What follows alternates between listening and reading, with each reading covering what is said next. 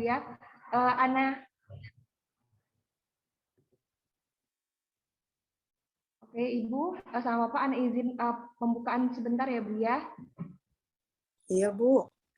Bismillahirrahmanirrahim. Assalamualaikum warahmatullahi wabarakatuh. Waalaikumsalam warahmatullahi wabarakatuh. Alhamdulillahirrabbilalamin. Wassalatu wassalamu ala asrofil anbiya wal mursalin wa ala alihi wa sahbihi rasulillahi ajmain, amma ba'du. Alhamdulillah, pada hari ini kita sama-sama dikasih kesehatan sama Allah Subhanahu wa taala, bisa melaksanakan kegiatan asistensi lingkungan dengan tema bahaya bullying bagi peserta didik, yang insya Allah akan disampaikan atau dipaparkan bersama-sama oleh Ibu Bribtu Gapuri Lestari. Pertama-tama, selamat datang kembali ya Pak Rion. Yang kemarin mungkin Antuna sudah mengenal Pak Rion ya, nah ya, kita telah melakukan psikotes kemarin. Dan yang terhormat juga Ibu Bribtu Gapuri Lestari, terima kasih Ibu atas kehadirannya Ibu. Dan Ustadz Juliandri sebagai guru BK di Ikhwan. Dan tidak lupa pula anak-anak Ustazah Antuna ya, yang alhamdulillah bersedia hadir ya Nak ya di dalam Zoom kita pada hari ini dalam asistensi lingkungan ya. Ustazah harapkan Antuna silakan dibuka kameranya ya. Silakan dibuka kamera Antuna Nak.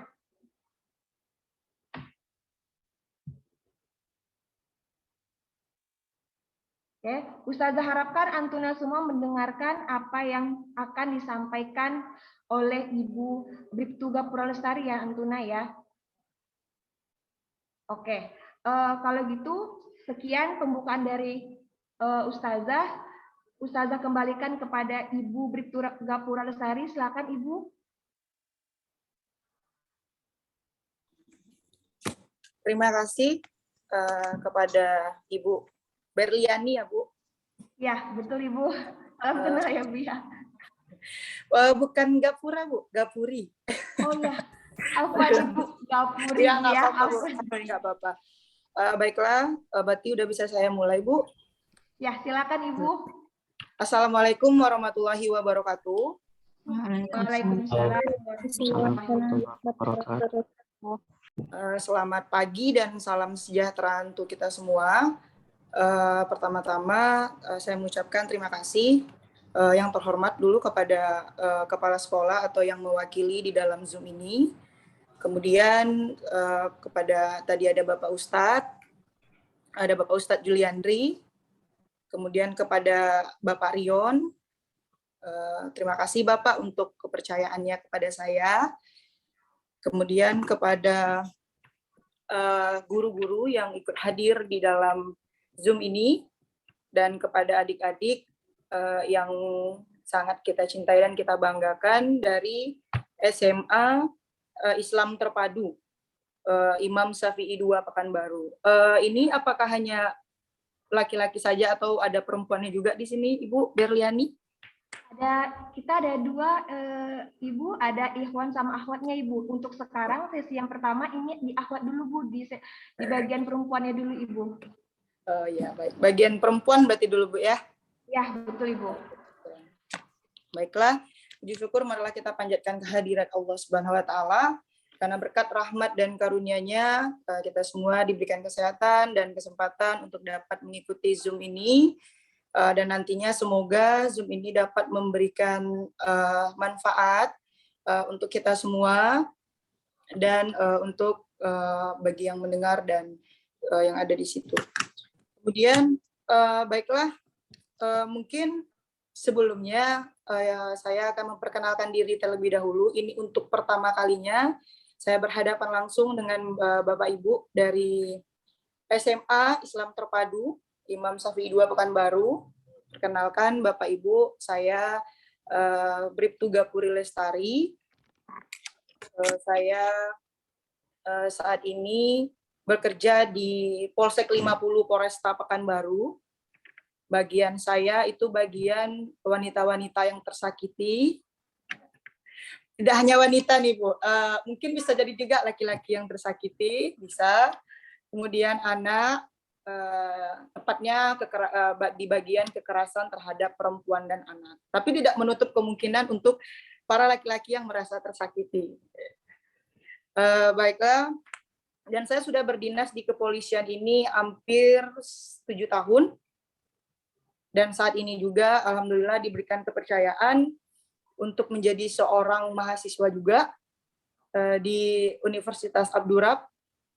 Salah satu dosen saya adalah Bapak Rion. Alhamdulillah. Dan saat ini saya sedang dalam proses akhir. Semoga segera cepat terselesaikan. Amin. Semoga Amin. Iya. Baiklah, untuk mempersingkat waktu, mohon izin Bapak boleh bantu untuk slide PPT-nya. Bu.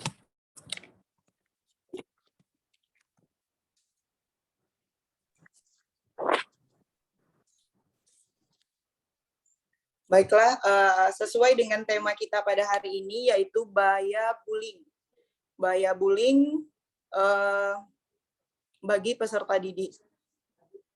Bagi adik-adik yang perempuan di sini, kita tidak usah tegang ya, tapi lebih ke bersifat sharing gitu, lebih bersifat sharing atau misalnya ada pengalaman-pengalaman dari adik-adik nanti ngerasa pernah dibullying atau apa, silakan boleh berbagi dan bagaimana cara adik-adik untuk dapat mengatasi itu gitu. Jadi kita sharing aja gitu. Jangan mentang saya memakai pakaian ini nanti adik-adik jadi takut bertanya. Baiklah, adik-adik yang perempuan saya boleh sapa. Hai, halo, assalamualaikum warahmatullahi wabarakatuh. Waalaikumsalam warahmatullahi wabarakatuh. Alhamdulillah, adik-adik sehat. Alhamdulillah. Alhamdulillah. Boleh ke slide nomor 2-nya. Adik-adik ada yang tahu nggak ini apa? Halo? Ada yang tahu nggak ini kenapa? Korban bullying itu, Bu. Korban bullying. Oke, ada lagi?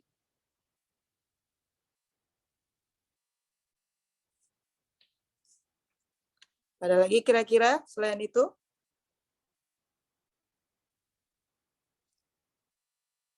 Benar ya, bahwa ini adalah salah satu bahaya dari bullying.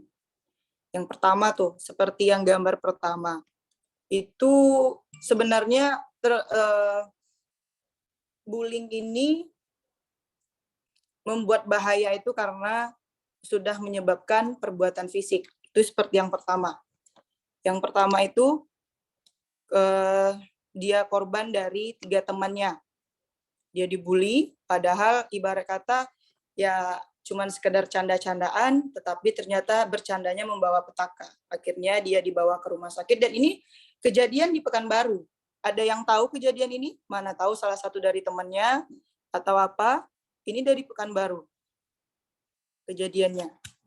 Mengalami patah di bagian hidung, kemudian mengalami memar-memar di bagian badan, sehingga dibawa ke rumah sakit untuk mengatasinya. Terus yang kedua ini sempat viral nih di Instagram nih. Nah, ada yang tahu nggak kira-kira yang sempat viral di Instagram? Yang terhadap yang nomor 2. Halo, adik-adiknya ada? Ada, Bu. Kurang tahu, Bu. Nah, itu pasti nih kerjanya selfie, update video, status-status di IG, tapi tidak kurang untuk minim pengetahuan terkait hal-hal yang seperti ini. Padahal ini penting ya. Itu tuh adalah kasusnya anak SD yang dibully oleh anak SMP. Cuman gara-gara nggak ada uang, dia diminta uang untuk beli softland, tapi dia nggak ada uang, dibully, ditertawai, kemudian kakak-kakak dari SMP-nya selfie gitu. Bahayanya adalah anak ini menjadi takut sekarang. Menjadi tertutup, menjadi pendiam, bahkan dia cukup takut untuk bertemu dengan orang banyak. Nah, nggak mungkin kan gambar yang nomor 3 adik-adik nggak tahu? Itu sangat viral banget itu, yang nomor 3. Ternyata bully itu tidak hanya terjadi kepada anak-anak SMA saja, anak-anak SMP saja, atau anak-anak SD saja, atau anak kuliahan, tetapi guru juga menjadi korban bully. Dilihat di nomor 3, itu memang bukan video ya, tetapi dari referensi yang saya dapat hanya berupa capturean dari video tersebut. Itu nomor 3 itu adalah guru. Nah, saya rasa adik-adik mungkin mengetahuinya tetapi lupa. Yang dibully, yang dipukul, yang ditendang sama muridnya, kemudian sekitarnya hanya mentertawai, yang sekitarnya tidak mencoba untuk membantu dan sebagainya. Tetapi itulah hebatnya seorang guru ya. Meskipun dia ditendang, meskipun dia ditampar, meskipun dia dipukul, tetapi salah satunya guru yang ada di dalam video tersebut, dia tidak melawan. Gitu. Nah, terhadap 3 fenomena ini, kenapa sih, apa sih yang menyebabkan kenapa bully itu menjadi sangat-sangat memberikan pengaruh besar, gitu. Memberikan pengaruh besar dan sangat memberikan pengaruh yang luar biasa sekali. Emangnya bullying itu apa sih? Adik-adik ada yang tahu nggak? Boleh digeser slide-nya, Pak? Ada yang tahu nggak bullying itu apa? Ya, Antuna, silakan Antuna yang tahu nak apa itu bullying. Ada yang tahu nggak bullying itu apa? Sepengetahuan adik-adik saja. Kayak misalnya mencela seseorang, Bu. Boleh, bisa. Ada lagi?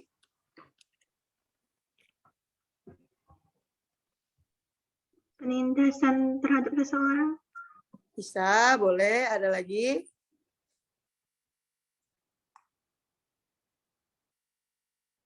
Nah, baik. Jadi pada dasarnya apa yang disampaikan oleh adik-adik itu benar ya. Ada yang mencela, ada penindasan dan sebagainya gitu. Dan di sini saya sudah merangkumnya gitu. Kayak secara umum ya, bullying itu adalah serangan berulang secara fisik, psikologis, sosial, ataupun verbal gitu. Yang dilakukan dalam posisi kekuatan yang secara situasional didefinisikan untuk keuntungan atau kepuasan mereka sendiri. Mereka sendiri ini adalah orang yang melakukan bullying. Gitu. Jadi menurut orang yang melakukan bullying itu adalah dengan dia sudah membullying, dia senang, dia bahagia, tapi dia tidak sadar. Efek dari yang ia lakukan itu berpengaruh besar terhadap orang yang dibullying.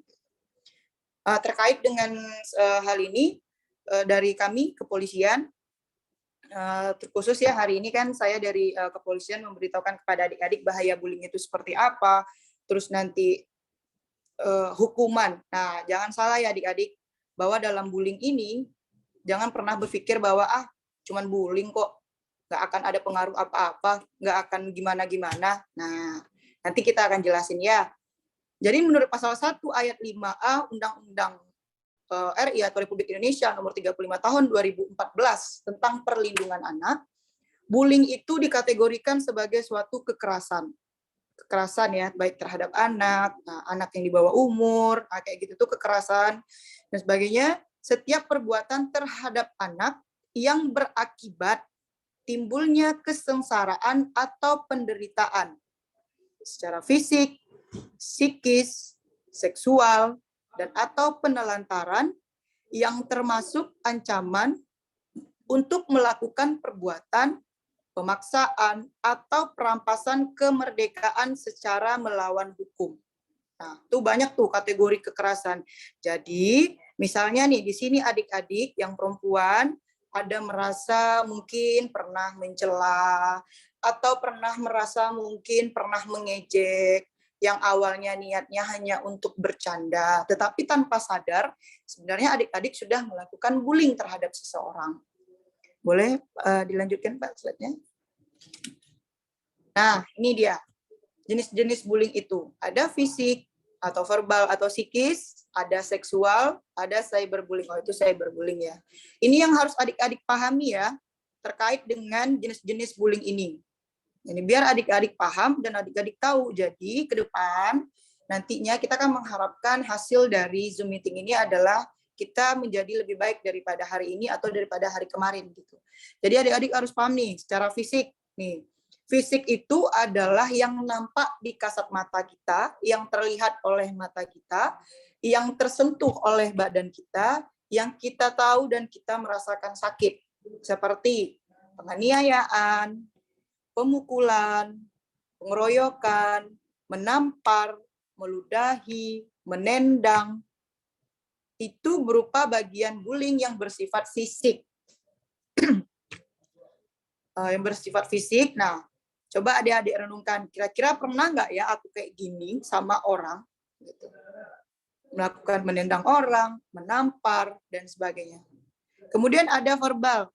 Verbal itu verbal itu sebenarnya beriringan dengan psikis ya, karena di saat kita dimaki, di saat kita dihina, di saat kita diteriaki atau kita difitnah dan sebagainya, pasti berefek kepada jiwa kita. Gitu. Apalagi kalau makiannya itu sangat menyakitkan sekali dan menyentuh bagian jiwa kita yang emang benar-benar mungkin pada saat itu dalam keadaan sakit. Nah, itu juga bagian dari bullying. Nah, kayak memandang sinis, itu juga bagian dari bullying. Mempermalukan, mempermalukan seseorang di muka umum, serta mencibir, itu juga bagian dari bullying. Nah, kemudian ada seksual. Nah, ini yang saat ini sekarang ini sangat marak sekali. Dan ini mencukup untuk menguras kami-kami dari kepolisian terkait dengan seksualitas ini. Ini tidak hanya dirasakan oleh anak SD, anak SMP, anak SMA, bahkan kuliah, tetapi ada di tingkat TK. Nah, itu kan sangat bahaya ya. Ada kategorinya itu seperti pencabulan atau persetubuhan, mencium, mohon maaf ya, mencium, meraba, itu bagian juga dari bullying, tanpa kita sadari. Kemudian ada dari cyberbullying. Cyberbullying ini melalui elektronik. Nah, ini nih, para netizen-netizen, apakah di sini adik-adik ada yang memiliki pekerjaan sebagai netizen? Enggak, Bu. Enggak, Nggak Bu. ada? Belum, Bu, gitu ya. Yang sebagai netizen, itu juga bagian dari cyberbullying, di mana dia melontarkan sesuatu hal yang dia tidak tahu, tapi dia seakan-akan tahu, dia seakan-akan paham, seakan-akan detektif, dan sebagainya, kayak berupa tulisan, animasi, gambar, rekaman video. Nah, hati-hati bagi adik-adik yang merekam teman-temannya, memvideokan teman-temannya, atau cuman sekedar hanya untuk, saya bercanda kok Bu, saya cuman main-main aja, saya nggak berniat apa-apa, gitu. Tetapi apabila, nih garis bawah ya, tetapi apabila orang yang bersangkutan merasa tidak senang dengan updatean kita, dengan tulisan kita, nah adik-adik siap-siap nanti akan berurusan dengan namanya hukum. Gitu. Nah, ini menurut riset, pada umumnya anak laki-laki lebih banyak menggunakan bullying secara fisik, dan anak wanita banyak menggunakan bullying secara verbal. Namun keduanya sama-sama menggunakan bullying verbal. Perbedaannya berkaitan dengan pola sosialisasi yang terjadi antara anak laki-laki dan perempuan. Nah, kita sama-sama tahu, anak laki-laki jarang ya gunain mulut untuk kelahi. Kalau dia nggak suka ya langsung tenju, atau langsung nggak suka langsung pukul, atau langsung menarik kera. Nah, kayak gitu. Sedangkan anak perempuan, paling pandai untuk permasalahan, bermain dengan olah kata. Kok gini ya, goblok lu, gini lah. Nah, gitu. Itu menurut beberapa riset mengatakan seperti itu ya, hasil dari ininya. Kemudian lanjut. Nah, nih silakan adik-adik lihat dan cermati. Kira-kira aku di sini nggak ya? Aku di bagian ini nggak ya? Atau aku bagian yang korban nggak ya? Atau aku bagian pelaku nggak ya? Nah, ini bagian pelaku ya, adik-adik. Kalau di kepolisian itu namanya pelaku. Orang yang melakukan suatu tindakan yang tidak menyenangkan, itu disebut dengan pelaku namanya. Orang yang membullying. Nih, satu, suka mendominasi anak lain, merasa hebat. Kemudian suka memanfaatkan anak lain untuk mendapatkan apa yang diinginkan. Suka melihat situasi dari titik pandang lain. hanya peduli pada keinginan dan kesenangannya sendiri, tidak peduli dengan perasaan anak yang lain, orang lain, gitu. Cenderung melukai anak lain ketika orang tua atau orang dewasa lainnya tidak ada di sekitar mereka.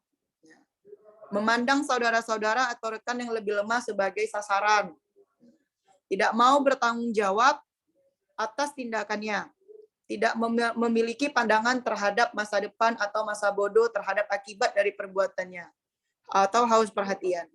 Pada dasarnya, adik-adik, semua yang ada di sini itu adalah yang dilakukan oleh seseorang yang merasa satu, dia hebat. Yang kedua, dia merasa bahwa aku punya segalanya. Aku bisa melakukan apa aja sama orang. Dan yang ketiga, bisa jadi dia dulu pernahnya menjadi seorang orang yang dibully, akhirnya dia menjadi pelaku supaya orang-orang merasakan apa yang ia rasakan. Gitu. Pada intinya itu, sebagai pelaku itu pada intinya itu.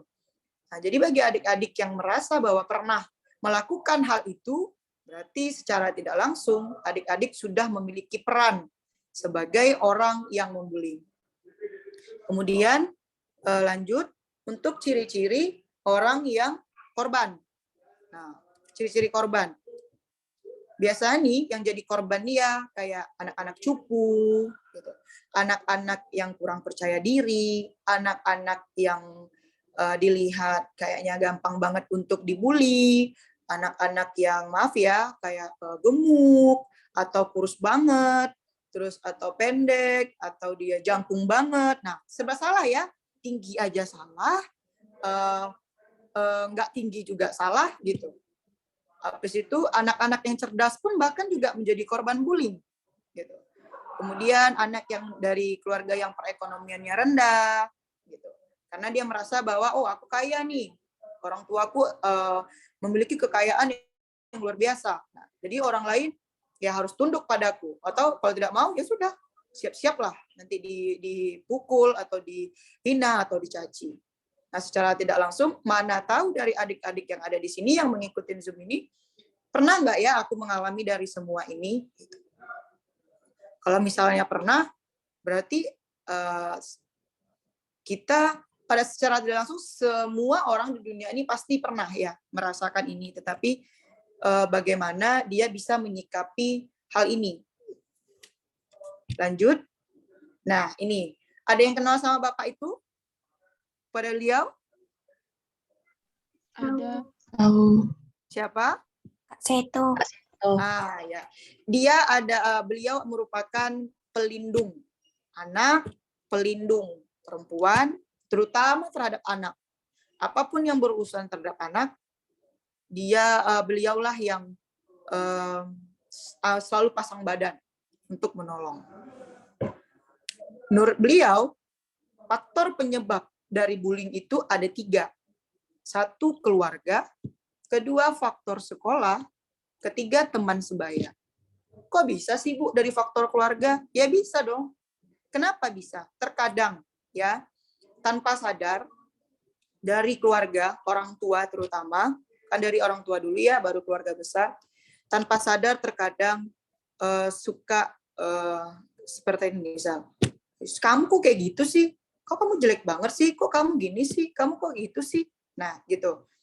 Tanpa sadar terkadang orang tua mengatakan itu kepada anaknya yang menyebabkan anak menjadi tidak memiliki percaya diri untuk berhadapan dengan lingkungannya. Atau mungkin anak sudah merasa, wah aku udah juara 3 nih, aku udah juara 4 nih, pasti orang tua aku senang, orang tua aku bangga. Sampaikan ke orang tua. Terus orang tua bilang, alah, baru juara 3. Itu, anak apa ibu aja ada juara 1, juara 2. Kamu baru juara 3. Nah, hal-hal yang kayak gitu sebenarnya yang menyebabkan anak itu memiliki kemampuan beradaptasi dengan lingkungan itu kurang. Sehingga dia menjadi korban. Jadi di keluarga aja dia bisa menjadi korban, apalagi dia di lingkungan. Kemudian yang kedua ada faktor sekolah. Nah, ini juga sangat penting untuk membentuk karakter anak, sifat anak, kepribadian anak, dan semua. Selain dari keluarga. Keluarga juga penting, tapi untuk yang di rumah keduanya adalah sekolah. Karena banyak beberapa seperti kami kemarin terjadi di salah satu sekolah yang ada di wilayah Polsek 50, terjadi bullying, kemudian ada dari pihak sekolah mengatakan bahwa memang kayak gitu Bu, anaknya memang kayak gitu, nggak ini, nggak itu, nggak ini, nggak itu, gitu, di depan anak itu, tanpa mengetahui sebenarnya kenapa ya anak ini bullying, atau kenapa ya dia ini jadi korban. Gitu. Tidak ada, bukan tidak ada ya, mungkin ada, tetapi ya balik lagi namanya juga manusia ya kan, mungkin lelah dengan perilaku yang dialami oleh anak dan sebagainya, akhirnya memutuskan, akhirnya melontarkan perkataan yang seperti itu. Dan terkadang kayak yang contoh kasus di yang contoh salah satu yang saya berikan tadi, itu di depan gurunya loh, dia dibully oleh muridnya, oleh murid salah satu. Jadi 1:3, 1 korbannya, 3 tersangkanya. Itu di depan guru terjadi hal itu. Pada saat itu guru, oknum gurunya itu sedang bermain handphone. Dia melihat itu. Setelah anak ini ternyata mengalami patah di bagian hidung dan memar di bagian badan, baru bereaksi gurunya, oknumnya, baru bereaksi. Oh ternyata terjadi seperti ini, baru dibawa ke rumah sakit. Nah seperti itu. Kadang tanpa sadar, dari faktor sekolah pun juga melakukan hal-hal itu. Dan yang paling mirisnya, terkadang dari beberapa oknum guru, itu tidak mengetahui bahwa di sekolah itu ada bullying. Kenapa itu bisa terjadi? Mungkin kurangnya pendekatan antara guru yang satu kepada murid yang lain, atau kurangnya pemahaman. Kita juga kurang tahu ya gitu, tapi berdasarkan dari beberapa riset yang sudah dilihat dan dari beberapa kasus yang ada di polsek yang pernah saya tangani, rata-rata guru selalu mengatakan, kami tidak tahu Bu, ternyata ada kasus ini di sini. Gitu. Mereka tidak ada bilang Bu, mereka teman-temannya nggak ada ngasih tahu, tiba-tiba aja udah terjadi aja seperti ini. Nah, hal itu kan sangat miris ya, gitu. Dan berharap itu tidak akan terjadi lagi. Nah, kemudian yang sering terjadi juga di teman sebaya. Nah, teman sebaya ini nih, yang sering nih beranggapan bahwa itu hanya bagian dari candaan, lelucon doang, bagian seru-seruan, gitu. Tapi tanpa sadar, dia sudah melakukan bullying. Sama dengan hal yang sudah saya jelaskan sebelumnya, gitu. Beranggapan dia hebat, beranggapan dia memiliki kuasa, baik dalam soal harta dan sebagainya. Dia berhak dan dia merasa bahwa, oh aku harus melakukan ini, melakukan bullying. Gitu. Seperti itu. Kemudian ada dampak dari bullying. Ternyata bullying ini memiliki dampak positif dan ada juga dampak negatif. Awalnya kita hanya berpikir bahwa oh bullying itu lebih banyak ke negatifnya daripada positifnya gitu. Ternyata ada positifnya juga nih adik-adik dari dampak bullying. Yang pertama kita mulai dari positifnya ya gitu. Bullying bisa menjadi stresor positif bagi remaja yang kuat fisik dan mental dalam menjalani hidupnya. Jadi ternyata ada orang yang semakin dibullying, dia semakin kuat. Bahkan dia nggak peduli orang mau bullying A, mau bullying B, mau bullying C, dia nggak peduli karena dia sudah mempunyai mental yang kuat. Yang kedua termotivasi. Nah termotivasi ini maksudnya apa Bu? Termotivasinya tuh kayak gini. Misal, kau kurus banget, atau ini kita bahasa gaulnya ya, kok gendut banget sih, seharusnya kamu tuh kurus dong, gini. Nah, kalau dia menyikapi secara positif, dia akan bilang, oh iya, mungkin teman aku bilang kayak gitu karena mungkin dia sayang sama aku, supaya aku nggak obesitas, supaya aku nggak banyak penyakit, kayaknya aku harus kurus deh. Kayak gitu. Atau misal dalam hal belajar misalnya, kok bisa sih nilai kau rendah, tengoklah nih aku bagus nilainya, aku belajar, aku gini, ayolah, masa kayak gini gitu misalnya. Yang bisa menjadi motivasi juga buat dia jika dia menanggapi dengan positif, oh ya juga ya, gitu. Kayaknya aku harus belajar deh supaya nilai aku nggak rendah, supaya nilai aku tuh nggak turun, supaya aku juga nggak diejek-ejek orang, supaya aku bisa berbaur dengan yang lain. Nah, seperti itu. Kemudian ada meningkatkan keberanian berkomunikasi, menyadari bahwa masih terdapat kekurangan dalam diri sendiri. Introspeksi diri. Mungkin kenapa ya orang tuh bully aku, Kalau secara positif ya, kenapa ya orang tuh bully aku? Oh mungkin aku kurang di sini nih.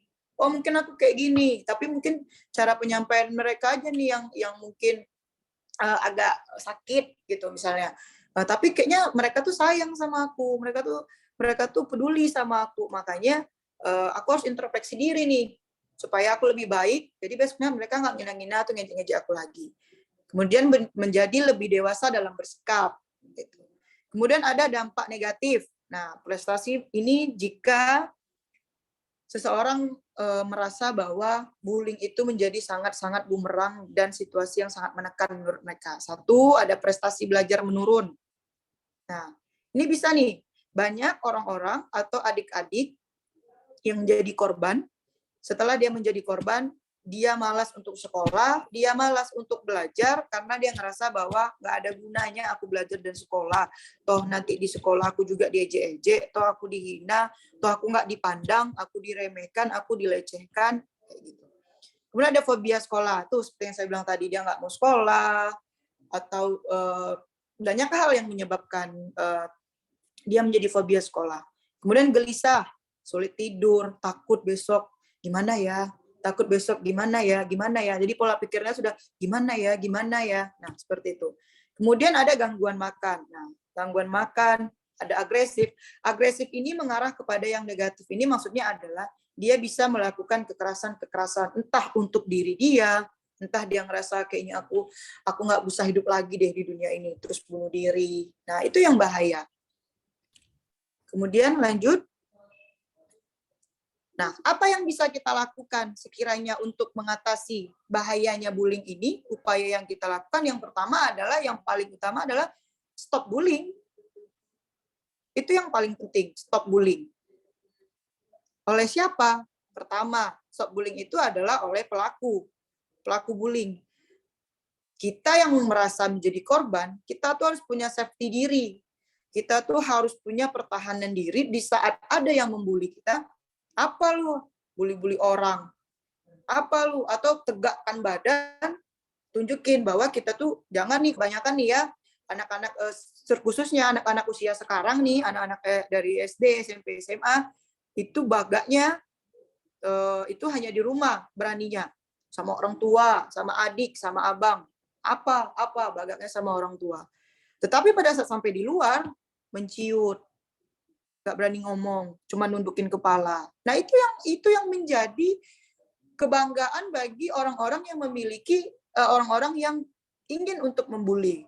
Karena menurut dia, ini pantas nih buat aku bully. Jadi bagaimana kita mengatasinya? Kita lawan. Dia membusungkan dada, kita juga membusungkan dada. Apa lu? Emang lu udah hebat? Emang lu udah keren? Kita lawan, kita beranikan. Kalau rasa-rasanya memang kita nggak sanggup untuk melakukan itu, pada saat kita dibullying, teriak. Teriak adalah salah satu alternatif paling termudah saat kita menjadi seorang korban. Teriak aja. Gitu. Kemudian dari orang tua, nah stop untuk berbicara seolah-olah anak kita paling rendah daripada orang lain. Atau seolah-olah anak kita paling tidak memiliki peran apapun di dalam hidup orang tua atau membanggakan dan sebagainya gitu. Justru seharusnya orang tua menanamkan kepada anak bahwa, nak, nanti kalau ada yang ngapain kamu harus gini. Kamu harus kayak gini gitu. Memberikan pemahaman kepada anak gitu. Kalau dia menjadi korban, apa yang harus dia lakukan? Bukan malah menjadi pelaku kepada anak gitu. Berlaku untuk membuat sesuatu hal yang menyebabkan anak menjadi kurang memiliki peran. Kemudian dari guru. Dari guru palingan saya berharap dari SMA dari SMA Islam Terpadu ini ya bisa membangun hubungan yang baik dengan sesama murid gitu, sehingga apapun informasi baik yang positif ataupun yang negatif bisa diterima dengan baik, kemudian bisa dihadapi dengan baik dan bisa mengetahui apa yang terjadi di lingkungan anak gitu, bisa memahami dan sebagainya seperti itu. Tetapi dan bukan malah justru menjadi salah satu menyebabkan anak tidak nyaman untuk sekolah. Saya rasa hal yang seperti ini dari SMA Islam Terpadu itu sudah memahaminya. Gitu. Kemudian apa yang harus dilakukan oleh korban? Upaya yang dilakukan oleh korban. Ya dia harus melawan. Melawan, meskipun dia ngerasa nggak sanggup, dia harus berani. Yaitu seperti saya bilang, alternatif yang paling tergampang adalah teriak. Bukan malah menerima dia disudutkan. Bukan malah dia menerima untuk dijatuhkan atau dihina. Kemudian dari lembaga atau kedinasan. Nah, kedinasan ini juga penting. Dari seperti dinas sosial, dinas perlindungan perempuan dan anak. Itu penting. Mereka harus banyak melakukan sosialisasi dan sebagainya terkait dengan bahaya bullying ini. Sehingga pemahaman orang terhadap bullying ini lebih banyak. Dan untuk meminimalisir terjadinya bullying. Kemudian dari instansi, salah satunya dari kepolisian, dari kami gitu. Apa yang bisa kami lakukan untuk mengatasi bullying? Memberikan efek jera kepada pelaku yang melakukan bullying. Namun pada dasarnya ya, semua yang ada di sini itu adalah tidak akan pernah terjadi bullying apabila kita dapat bekerja sama untuk menyelesaikannya. Melaksanakan sosialisasi, memberikan penyuluhan, kemudian membangun kedekatan yang baik, kemudian membangun kerjasama dan semuanya, saya rasa bullying ini juga tidak akan terjadi. Dan semoga ke depannya itu dapat terwujud. Kemudian, nah ini nih yang paling penting. Apakah pelaku bullying bisa dihukum, adik-adik? Halo? Kira-kira pelaku bullying itu bisa dihukum nggak? Bisa, Bu. Bisa. Tapi kenapa ya orang melakukannya? Kalau dia tahu gitu bahwa dihukum gitu. Nah, ini ya kita jawab ya dengan menurut dari kepolisian. Nih, kita jawab dari kepolisian pertama. Jika tindakan penganiayaan atau yang bersentuhan dengan fisik itu masih ibarat kata gini ya.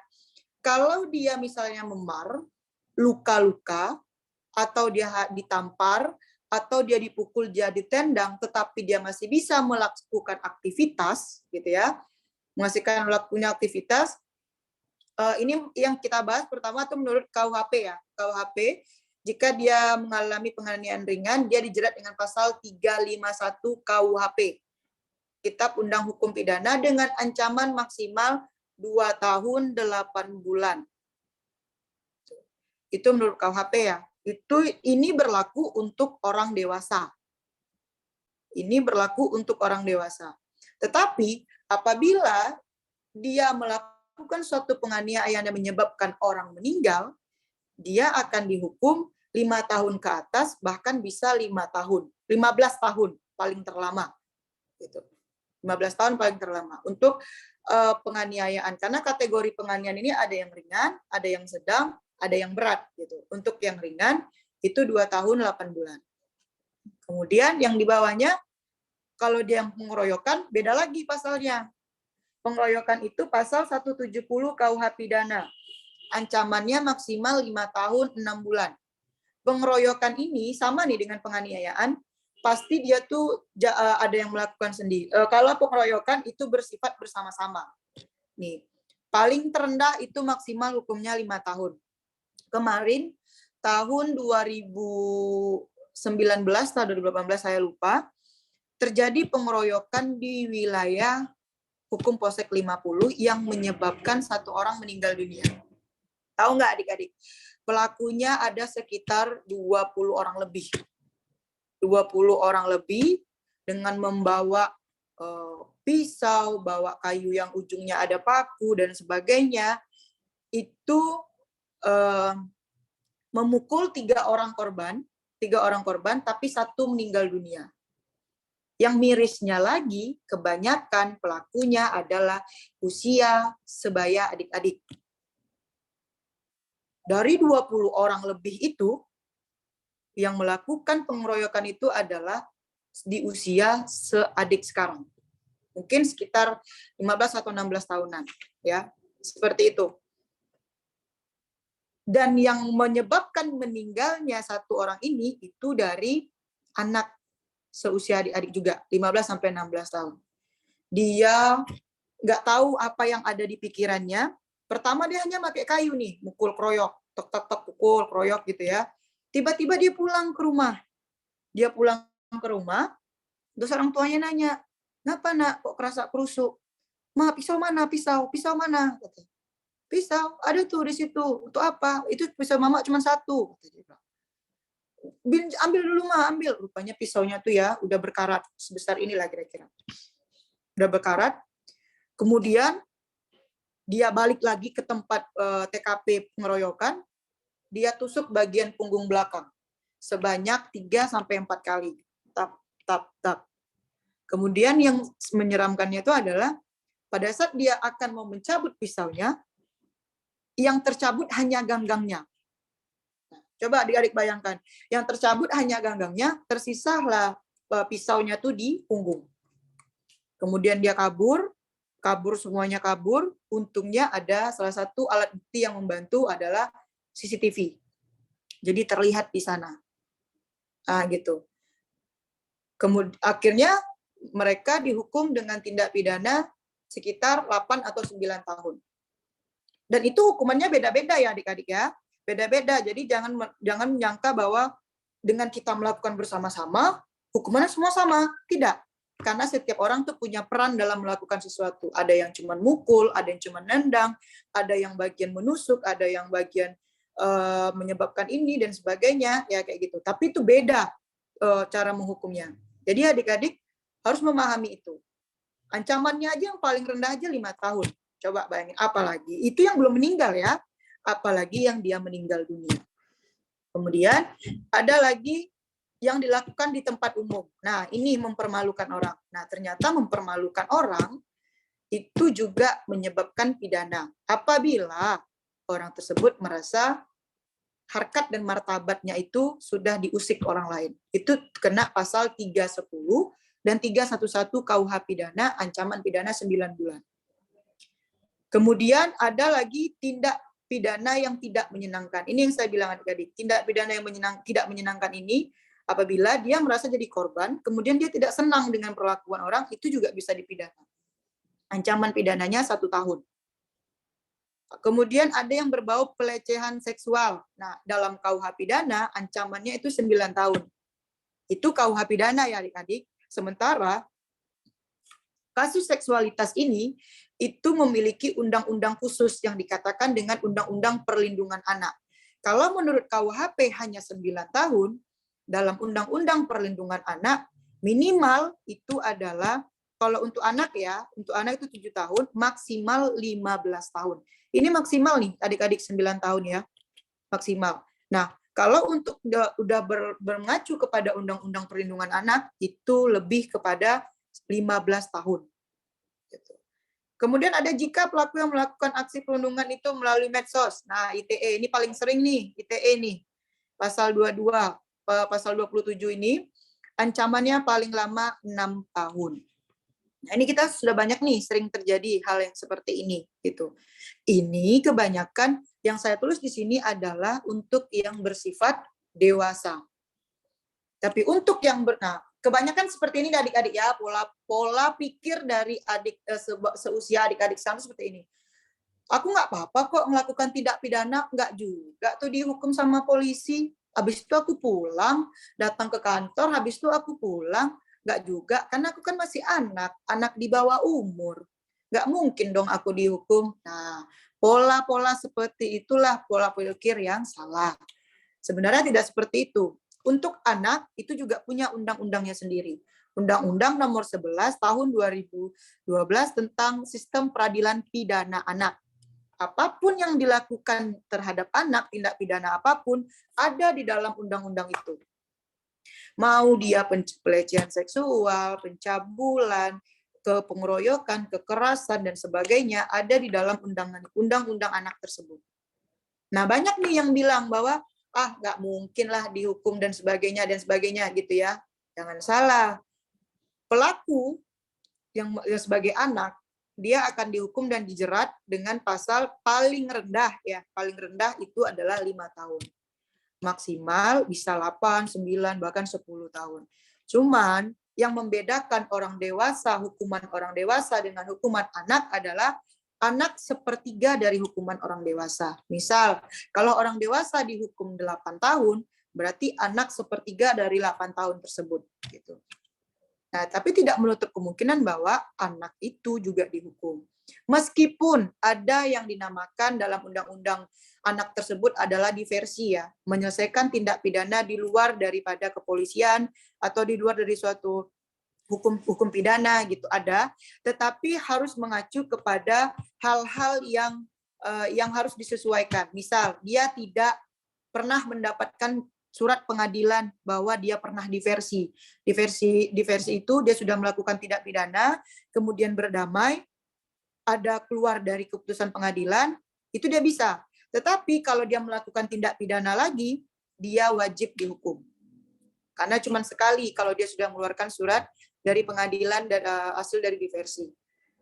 Nah, tetapi adik-adik, apapun yang saya sampaikan pada hari ini tidak akan bermakna atau tidak akan berarti apabila orang yang merasa dirugikan, orang yang merasa tidak disenangkan, orang yang merasa tertekan dan apapun itu namanya, dia tidak melaporkan. Dia tidak melaporkan kejadian itu, semua yang kita jelaskan pada hari ini itu tidak ada artinya. Kenapa? Karena bullying ini atau kekerasan ini itu bagian dari kepolisian mengatakan bahwa delik aduan atau laporan pengaduan, di mana korbanlah yang berhak untuk melaporkan kejadian itu. Jadi, kalau misalnya adik-adik tidak merasa pernah dibully, terus adik-adik tidak melapor, ini akan berkembang terus perilaku bully ini. Tidak akan pernah teratasi. Karena yang berhak untuk melapor itu adalah yang sebagai korban. Karena korban yang ngalamin, korban yang melihat, korban yang tahu. Jadi kalau korban tidak melapor, bagaimana orang akan tahu bahwa dia dibully? Bagaimana orang akan tahu bahwa dia itu disakitin? Nggak bakalan ada artinya adik-adik. Untuk itu, boleh selanjutnya Pak? Untuk itu, saya sudah merangkum beberapa dari hasil penelitian bahwa penyebab bullying itu adalah kenapa dia bisa tinggi, kenapa masih terjadi juga sampai saat ini, gitu ya. Pertama, sikap apatis dari lingkungan. Apatis ini adalah tidak peduli, tidak mau tahu, bukan urusan gue, kayak gitu. Sikap apatis dari lingkungan menyebabkan angka bullying semakin tinggi di khususnya lingkungan sekolah. Ya. Yang kedua, keseluruhan pelaku bullying merupakan korban, sehingga korban berubah menjadi seorang pelaku. Nah, ini adik-adik. Pelaku bullying itu awalnya salah satunya adalah penyebabnya dia pernah menjadi korban dulunya. Dan dia ingin orang-orang merasakan apa yang dia rasakan. Akhirnya dia menjadi pelaku. Nah, itu yang paling sering yang terjadi, salah satu penyebab kenapa bullying itu ada dan kenapa orang menjadi pelaku, karena dia pernah menjadi korban bullying. Kemudian yang ketiga, tujuan korban menjadi pelaku bullying adalah untuk melindungi diri serta untuk mendapatkan rasa aman dari lingkungan. Nah, kenapa terkadang orang bersikap dia itu sebenarnya tidak pemberani tapi seolah-olah seperti berani, dia sebenarnya kurang percaya diri tapi seolah-olah dia percaya diri, dia sebenarnya itu adalah orang yang baik terus tiba-tiba berubah menjadi orang yang jahat, karena itulah yang bisa dia lakukan untuk melindungi dirinya, untuk mendapatkan rasa aman supaya dia tidak diganggu-gugat. Sama halnya kayak gini, ada geng ya, dalam suatu geng, terus ini gengnya misalnya geng jahat, dia sebenarnya bukan orang jahat, tetapi untuk menyelamatkan dirinya supaya dia juga tidak dibully oleh teman-temannya, akhirnya dia mencoba untuk mengikut dari dalam geng tersebut. Terakhir, pelaku juga merupakan bully untuk tujuan membalas dendam, seperti yang saya jelaskan tadi. Dan inilah tugas kita, buka mata, buka telinga,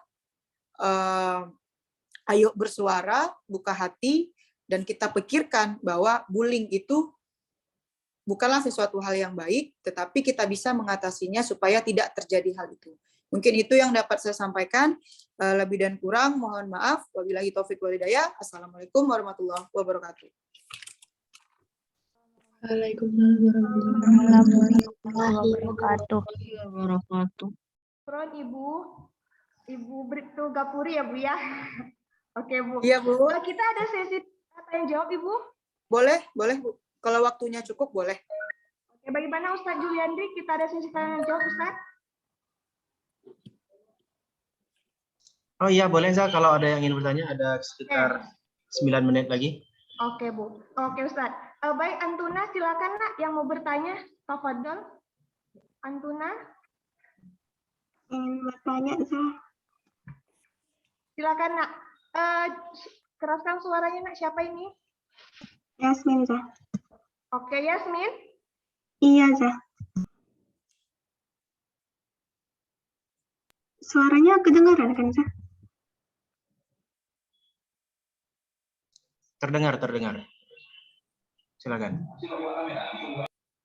Tadi kan ibunya bilang ada faktor-faktor bully itu kan ada 3 gitu, lingkungan keluarga, sekolah, sama yang teman itu. Nah, dari ketiga faktor itu yang paling berpengaruh bagi si pelaku bullying ini tuh sebenarnya yang mana sih? Karena tadi kan saya dengar ibu bilang tadi kayak dia yang minta pisah sama ibunya nih, kok ibunya nggak larang gitu, nggak nanya kenapa gitu, kenapa biarin anaknya tuh keluar gitu bawa pisau. Jadi itu gimana ya? Pasti. Terima kasih pada Yasmin.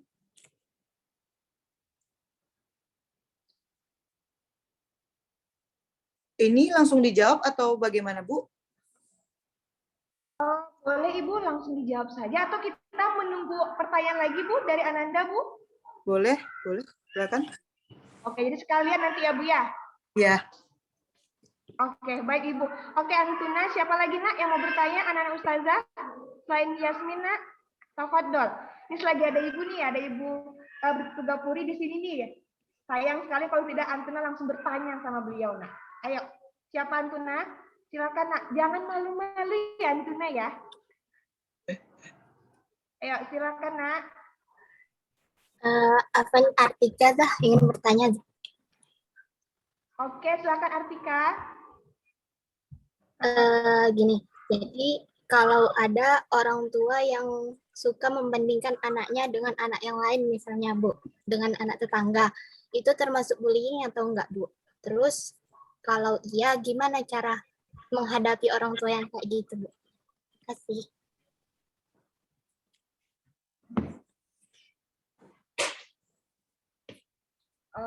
Kita cukup 3 pertanyaan saja, bagaimana Ibu? Kita tunggu satu lagi ya Bu ya. Boleh. Oke, karena kita melihat waktu juga ya, Bu. Oke, silakan Nak, siapa yang mau bertanya? Ya. Siapa ini? Riza, kedengaran nggak suaranya? Oke, Siva, Nak, dengar Iya, Nak. Za. Coba lebih dikuatkan powernya Siva. Silakan, Oh iya, Za. Siva. Untuk ini saya mau makasih dulu ke Ustazah udah ada tanyain sesi jawab, kemudian sama Ibu Gapuri Lestari udah ngadain webinar ini. Yang ingin ditanyakan, kalau korban bullyingnya ingin melapor tapi tidak ada bukti terhadap bullyingnya tersebut, itu bagaimana Bu? Makasih ya Ustazah, makasih Ibu Gapuri. Oke, Alfona. Oke. Sudah 3 pertanyaan ya Bu ya. Oke. Silakan mungkin Ibu bisa menjawabnya Ibu.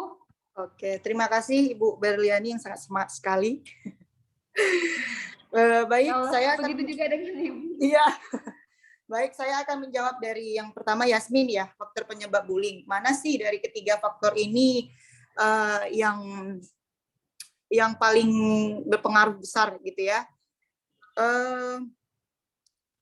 Selama saya berdinas di kepolisian ini ya Yasmin ya, yang paling dan juga melihat fenomena-fenomena yang terjadi yang ada di sekitar dan berdasarkan pengalaman-pengalaman dari orang-orang sekitar juga, bahwa yang paling memberikan pengaruh besar itu adalah dari lingkungan keluarga.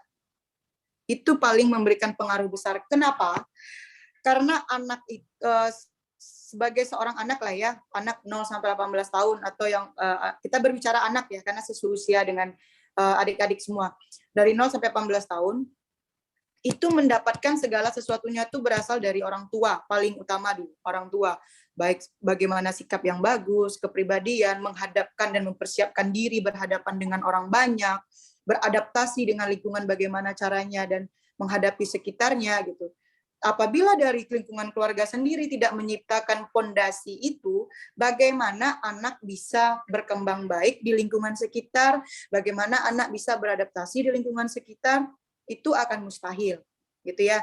Karena yang paling utama dan diutamakan itu adalah segala sesuatunya itu dari lingkungan keluarga. Orang tua yang memberikan pemahaman sebelum anak mendapatkan penyuluhan, sosialisasi dari dan belajar dari lingkungan luar, anak harus mendapatkan dulu dari orang tua. Peran ibu sebagai apa, peran ayah sebagai apa. Nah, kau harus punya kayak gini, kau harus seperti ini nak, supaya kau seperti ini berhadapan dengan orang. Gitu. Jadi supaya tidak ada hal-hal yang menyebabkan anak merasa menjadi korban di lingkungan luar. Bagaimana dia akan bisa mengatasi luar kalau sementara dari lingkungan keluarga tidak mempersiapkan itu. Jadi menurut saya faktor penyebab yang paling utama itu adalah yang paling berpengaruh itu adalah dari keluarga. Bagaimana Yasmin? Kemudian kita jawab dulu ya. Kemudian ada Artika yang mengatakan bahwa perbandingan orang tua. Nah ini saya rasa tidak hanya mungkin ya, tidak hanya dari pertanyaan Artika ini banyak nih yang langsung tersentuh. Aku banget itu, mama aku suka gitu tuh, bapak aku suka gitu tuh, suka membandingkan aku dengan anak-anak sekitar gitu, suka bandingkan aku dengan orang-orang sekitar gitu. Padahal setiap anak itu punya potensi, punya pemikiran, punya karakter, itu berbeda-beda, tidak ada yang sama. Jangankan itu, anak yang kembar aja, identik sekalipun, dia juga memiliki perbedaan, apalagi antara anak kita dengan anak tetangga gitu. Hal ini yang terkadang yang kurang dipahami oleh orang tua. Kenapa? Karena dia selalu merasa anaknya ingin lebih baik daripada anak orang lain. Tetapi karena hal itu orang tua menutupi hal yang baik dari anak karena selalu melihat anak-anak yang ada di luar dibandingkan dengan anak dia sendiri. Gitu. Apa sih yang bisa kita lakukan? Paling gini ya, Artika ya.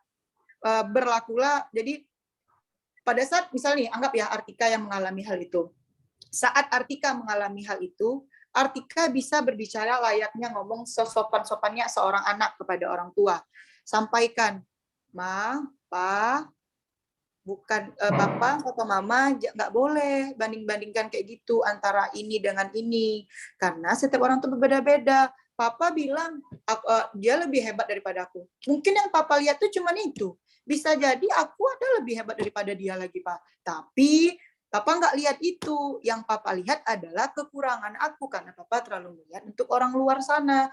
Terkadang nggak salah sih memang anak menasehati orang tua, tetapi bukan sifatnya menggurui ya, tapi memberikan pemahaman sama orang tua yang terkadang orang tua nih kan tidak mau tahu nih, atau mungkin dia tahu tapi ibarat kata tahu sesuai dengan pemahaman dia aja, tidak mau lebih luas lagi pemikirannya. Jadi kita bisa memberitahukan itu kepada orang tua dengan bahasa sopan, dengan bahasa yang baik, atau lihatkan hal-hal yang baik.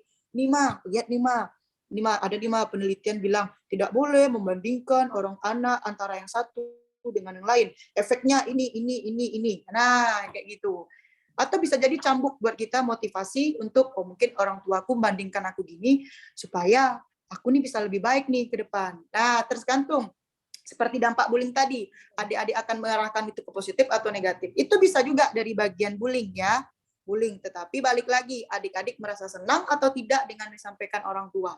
Kayak gitu. Kemudian ada dari Syifa, korban bullying tetapi tidak ada bukti. Nah, ini juga jadi polemik nih kalau kami menangani kasus yang seperti ini, apalagi misalnya bullyingnya itu tidak meninggalkan bekas gitu ya. Tetapi hal ini bisa disikapi balik lagi yang saya bilang bahwa bullying ini yang bisa ngelapor hanya korban, karena korban yang merasakan dan korban yang mengetahuinya gitu. Korban bisa memberitahukan kepada pihak-pihak yang untuk dilaporkan bahwa aku tuh pernah menjadi korban bullying dan sebagainya. Karena gini, kalau kita sudah melaporkan hal itu, pasti itu akan disikapi. Disikapinya itu nanti akan dipelajari lagi, ini benar dibully atau tidak. Selama dia merasa tidak senang dengan perbuatan seseorang, itu bisa dipidanakan.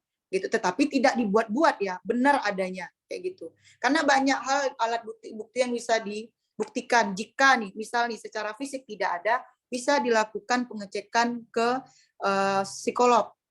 Hasil psikolog itu bisa membuktikan, maksudnya membuktikan gini ya, bagaimana jiwa seseorang terhadap perilaku itu gitu. Itu bisa menjadikan salah satu sebagai alat buktinya kayak gitu. Jadi banyak cara ya, banyak hal yang bisa membuktikan bullying itu. Karena memang bullying itu sangat sulit untuk dibuktikan apabila itu bersifat tidak ada sentuhan fisik.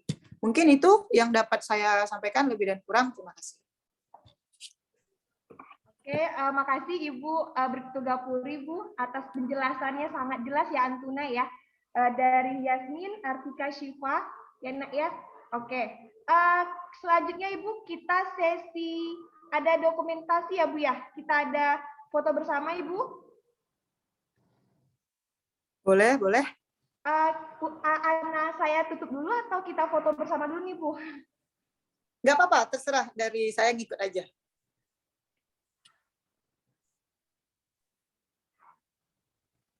Sesi foto bersama dulu ya Bu ya. Baiknya baru Ana tutup ya Bu ya. Oke, silakan Antuna. Dibuka ya kameranya ya. Kita sesi foto bersama Nak. Ayo Antuna. Pakai telekung saja Nak. Oke, silakan pakai cadarnya ya. Silakan Anak Ustazah. Oke, Adila sudah buka kamera, yang lainnya. Mana nih Anak Ustazah yang lainnya?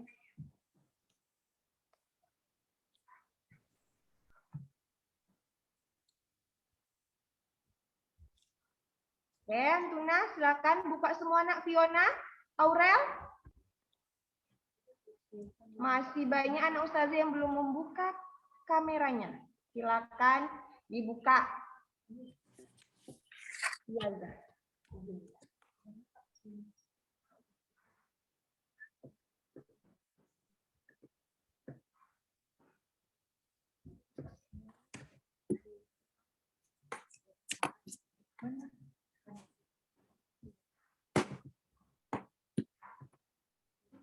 Oke. Oke, Nak, silakan dibuka kameranya. Sabrina ya, Naila.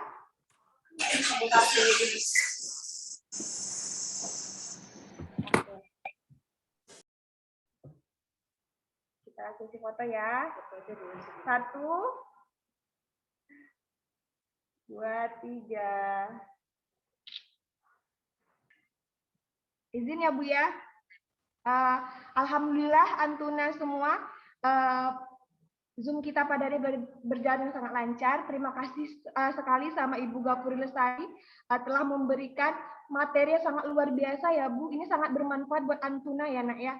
Dari tadi Antuna telah mendapatkan penjelasan dari Ibu apa pengertian bullying, apa bentuk-bentuk bullying, apa saja dampaknya ya Nak ya, dan ada di undang-undang ya Bu ya. Jadi tidak main-main ya, tindakan bullying ini ada dapat undang-undangnya, dapat hukum pidananya ya. Jadi anak ustazah jangan sampai ya melakukan hal tersebut, tapi membantu kawan jika ya Bu ya ada yang Antuna lihat mendapatkan bullying, Antuna berani untuk melindunginya, memberitahu sama guru, ya mungkin orang terdekat, orang tua terlebih dahulu, teman, atau di sekolah itu adalah guru-guru Antuna.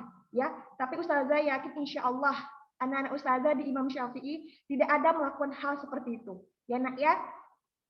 Oke, makasih ya Ibu sekali lagi Ibu, dan terima kasih juga untuk Pak Rion selaku host pada hari ini. Pak Rion, terima kasih Pak Rion. Terima kasih Ustazah. Ya, terima kasih juga untuk Ustadz Subowo sebagai selaku kesiswaan di Imam Syafi'i.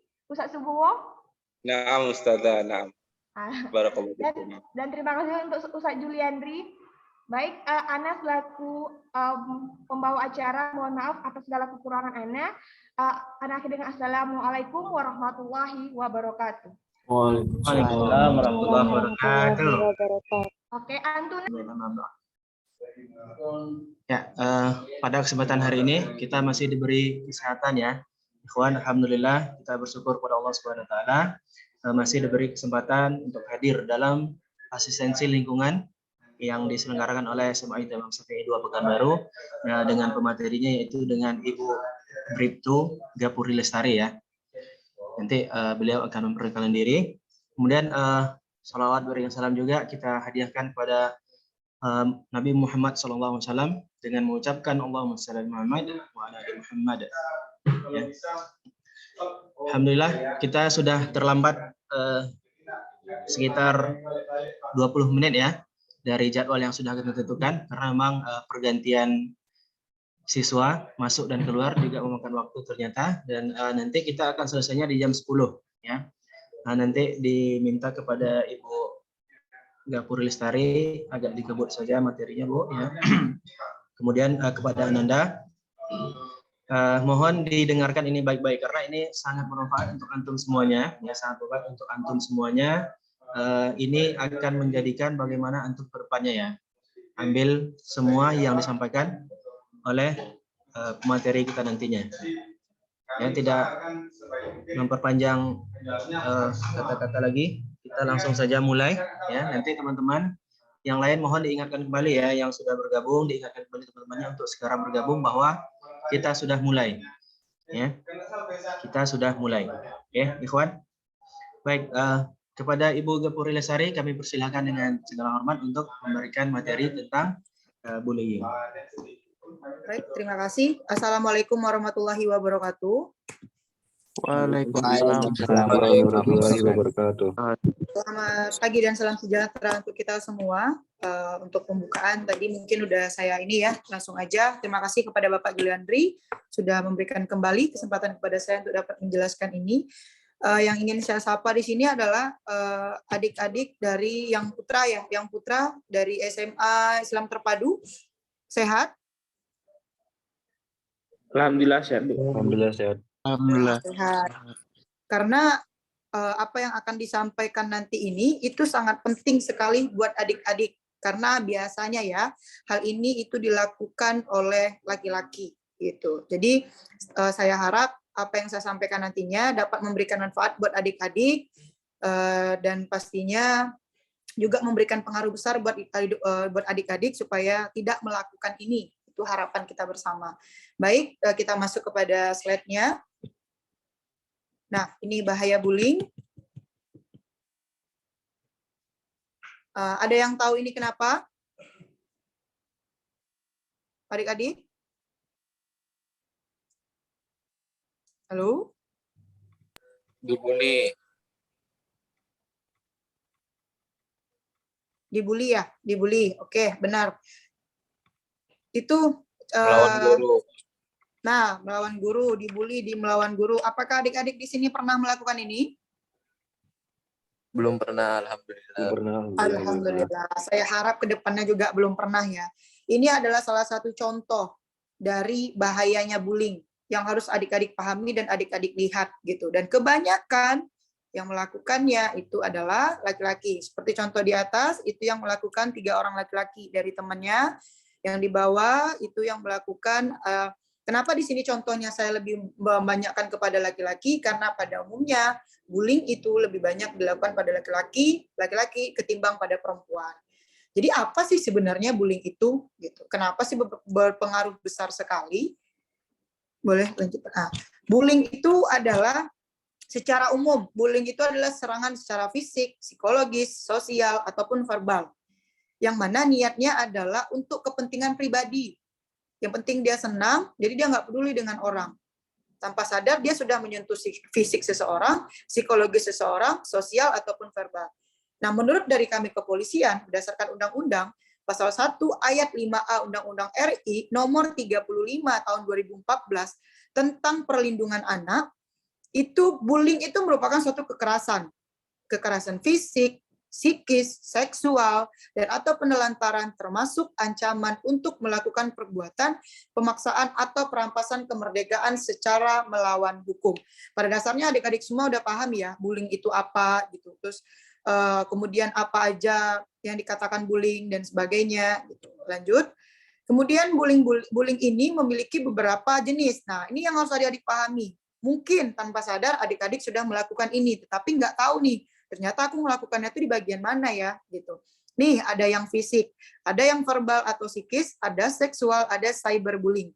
Pertama ada fisik. Fisik itu ada seperti penganiayaan, pemukulan, pengeroyokan, menampar, meludahi, menendang, memukul. Hal ini, siapa coba yang biasa melakukan hal ini? Penganiayaan, pengeroyokan, itu paling dominan itu adalah mayoritasnya adalah laki-laki. Gitu. Mungkin teman-teman pikir bahwa gagah nih gua kalau gua bisa mukul orang, gagah nih gua kalau gua bisa nendang orang, gagah nih gua kalau gua bisa ludahin orang atau apa lagi gitu, biar tahu orang gua nih gimana orangnya. Tetapi tanpa teman-teman sadar gitu ya, bahwa perbuatan itu adalah bagian dari bullying. Kemudian ada verbal atau psikis. Itu lebih berumum kayak memaki, menghina, meneriaki. Saya rasa kalau untuk laki-laki ya, kurang nih hal-hal yang berbau-bau yang seperti ini nih. Menghina, meneriaki, itu pasti udah main fisik aja tuh, mukul. Yang mukul aja tuh kalau ke bullyingnya. Paling ngomong cuma dikit doang, kayak gitu ya. Kemudian ada seksual. Nah, seksual ini sering nih dilakukan tanpa sadar oleh laki-laki, terutama ya laki-laki. Selain korbannya pasti perempuan, laki-laki lah yang biasanya yang sering melakukan ini, kayak pencabulan, persetubuhan, mohon maaf seperti mencium, meraba, tanpa teman-teman sadari, ini adalah perbuatan salah satu bullying atau kekerasan. Hati-hati jika teman-teman punya pacar. Nah, jangan teman-teman pikir dengan teman-teman melakukan hal-hal yang seperti yang mungkin contohnya seperti ini itu adalah perbuatan yang biasa yang dilakukan. Tapi itu adalah bagian dari bullying. Karena bullying itu sama dengan kekerasan. Tanpa sadar teman-teman sudah menyakiti wanita teman-teman sendiri. Gitu ya. Kemudian ada cyberbullying. Cyberbullying ini yang bersifat medsos. Yang berkedok netizen. Nah, atau yang merekam video. Nah, ini biasa nih sering, terutama laki-laki. Nah, balik lagi, kenapa saya selalu bilang terutama laki-laki? Karena biasanya laki-laki untuk melumpuhkan seseorang, misalnya untuk melumpuhkan perempuan nih, supaya perempuannya nggak jauh dari dia, supaya nggak pergi dari dia, misalnya dia pacaran atau apa, direkam pada saat melakukan hal-hal yang tidak senonoh. Akhirnya itu yang menjadi ancaman, pegangan untuk ya silakan kau pergi dari aku. Ini akan aku sebarkan rekaman video ini. Kau akan malu dan sebagainya. Itu juga tanpa teman-teman sadari itu bagian dari bullying, tapi bersifat medsos. Nah, seperti yang saya bilang tadi bahwa anak laki-laki itu lebih banyak menggunakan secara fisik dibandingkan anak perempuan. Karena menurut laki-laki, apalagi seusia teman-teman sekarang, itu beranggapan bahwa aku paling hebat, aku paling ganteng, aku paling oke, aku paling keren. Dengan aku mukul, dengan aku nendang, orang akan takut sama aku. Padahal itu dampaknya besar sekali. Kemudian lanjut. Nah, teman-teman, ini kita lanjut kepada ciri-ciri orang yang membuli.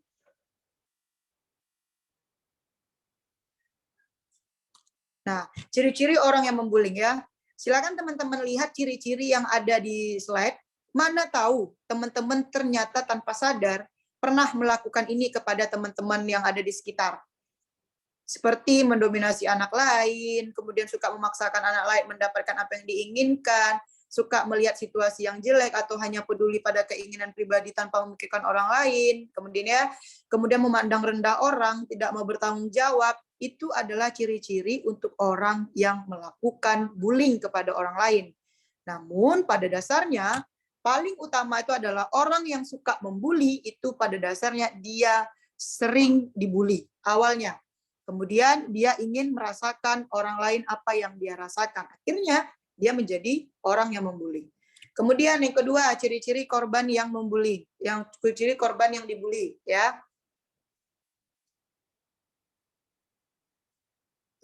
Lanjut slide-nya, Pak. Ciri-ciri korban bullying itu yang pertama ada nih, biasanya nih kalau bagi laki-laki dia selalu membuli orang laki-laki misalnya, nggak merokok, kasihan deh, nggak keren lu, nggak ini cupu lu, baju ini sampai naik ke atas, dibilang alah apa tuh nggak keren lu, gitu. Merasa punya kuasa, merasa paling ganteng, merasa paling hebat, terus nanti maaf ya, mencemooh orang yang gemuk, seakan-akan dia yang paling kurus, yang paling ideal badannya. Nah, ini nih korban-korban yang dibullying ini adalah orang-orang yang seperti itu, orang-orang yang gemuk, itu sering tuh kena bullying. Orang-orang yang kurus banget, atau orang-orang yang tidak memiliki pengaruh yang besar, terutama di sekolah gitu. Mereka itu adalah ciri-ciri orang yang selalu jadi korban bullying. Kemudian kita masuk kepada faktor-faktor penyebab bullying. Apa sih faktor yang menyebabkan seseorang melakukan bullying? Nah, itu menurut Bapak Seto itu mengatakan ada 3. Pertama keluarga, kedua faktor sekolah, ketiga adalah teman sebaya. Kenapa 3 ini ada? Karena 3 ini memberikan peranan penting dalam kasus bullying ini. Pertama keluarga. Keluarga ini hal yang paling penting sebagai pondasi awal untuk anak-anak bisa beradaptasi kepada lingkungan. Kalau dari rumah saja tidak disiapkan apa yang harus dilakukan, apa yang harus dipikirkan, apa yang harus aku lakukan kalau aku diganggu orang dan sebagainya, jika tidak mendapatkan itu dari keluarga, dia akan menjadi salah satu korban bullying nantinya pada saat berhadapan dengan lingkungan. Karena dari keluarga tidak mengajarkan itu. Bahkan biasanya nih, laki-laki itu selalu kena bullying kalau di dalam keluarga tuh seperti ini. Kayak, kau, masa kau itu aja nak pandai, kau ngapain mukul, kau gini, kau apa, kau tuh laki-laki. Seharusnya kau gini, seharusnya kau kayak gitu. Nah, akhirnya anak ngerasa bahwa dapat tekanan dari orang tua. Ngerasa bahwa orang tua nggak paham dengan kondisi aku. Itu bisa menjadi salah satu penyebab bullying gitu. Kemudian, faktor sekolah. Faktor sekolah ini juga sangat penting. Apalagi nih di sekolah ya. Sekolah itu biasanya laki-laki itu punya geng. Punya ini. Jadi yang berperan penting di sekolah itu bisa ada penyebabnya bullying selain siswanya juga gurunya gitu. Jadi banyak dari beberapa oknum ataupun dari beberapa siswa dan gurunya juga kurang mengetahui kasus adanya bullying ini gitu. Penyebabnya adalah mungkin antara satu guru dengan guru yang lain suka misalnya membandingkan mahasiswa yang satu dengan yang lain, atau sementang nih ini kaya, ini yang dinaikkan, yang ini biasa aja gitu, atau tidak mau tahu dengan urusan muridnya yang seperti apa gitu. Tapi saya yakin dan percaya dari sekolah SMA Ilsam Terpadu tidak seperti itu gitu. Kemudian yang ketiga ada teman sebaya. Nah, teman sebaya ini paling sering terjadi nih, apalagi di tingkat laki-laki ya, untuk saling mencemooh, saling menghina, mengejek, saling mencaci, ngerasa jadi bos gitu. Akhirnya ada ruang untuk memberikan atau membuli seseorang gitu, karena penyebabnya itu. Kemudian ada dampak bullying. Dampak bullying ini bisa disikapi secara positif, bisa disikapi secara negatif. Tergantung teman-teman menyikapinya seperti apa. Kalau teman-teman menyikapinya secara positif, maka akan tumbuh suatu motivasi. Misal, belajarlah gitu. Nilai kok rendah, masa kok gini, masa kok gitu. Kalau kita menyikapinya secara positif, gitu ya, kita akan beranggapan bahwa, oh iya ya, kok nilai aku rendah ya. Kenapa ya dia bisa? Kenapa ya aku enggak? Supaya aku enggak diejek lagi, aku harus apa ya? Ya belajar. Dengan belajar kita akan diejek, gitu. Sama halnya, jika kita memiliki tubuh yang besar, gitu ya, relatif besar yang akan menjadi kita obesitas. Diejek sama teman, kuruskanlah barang kau tuh, tengoklah jelek kali, gini. Kalau kita menyikapinya secara positif, kita akan bilang, ya juga ya, kalau aku mempertahankan tubuhku yang seperti ini, nanti bagaimana dengan kesehatanku, dan sebagainya. Itu tergantung dari teman-teman. Kalau teman-teman menyikapinya secara positif, bisa jadi mengarahkan teman-teman ke arah sikap yang lebih dewasa, dan introspeksi diri, apa yang kurang dari tubuh kita, gitu ya. Kemudian kedua ada negatif. Negatif inilah yang selalu terjadi. Prestasi belajar menurun, fobia sekolah, sulit tidur, gangguan makan, sampai dengan agresif, dan berujung kepada bunuh diri. Ini yang harus teman-teman pahami, gitu. Bahwa hal terkait dengan bullying ini pengaruhnya dan bahayanya itu sangat besar. Kemudian lanjut, apa yang harus kita lakukan? Upaya apa untuk mengatasinya? Satu yang paling utama adalah jangan bullying. Itu aja. Yang paling utamanya itu jangan bullying. Kemudian apa yang bisa kita berikan kepada pelaku bullying? Kita sebagai laki-laki, kalau dia membusungkan badan, busungkan badan balik. Apa lu ngejek-ngejek? Emang udah hebat? Emang udah kuat? Gitu.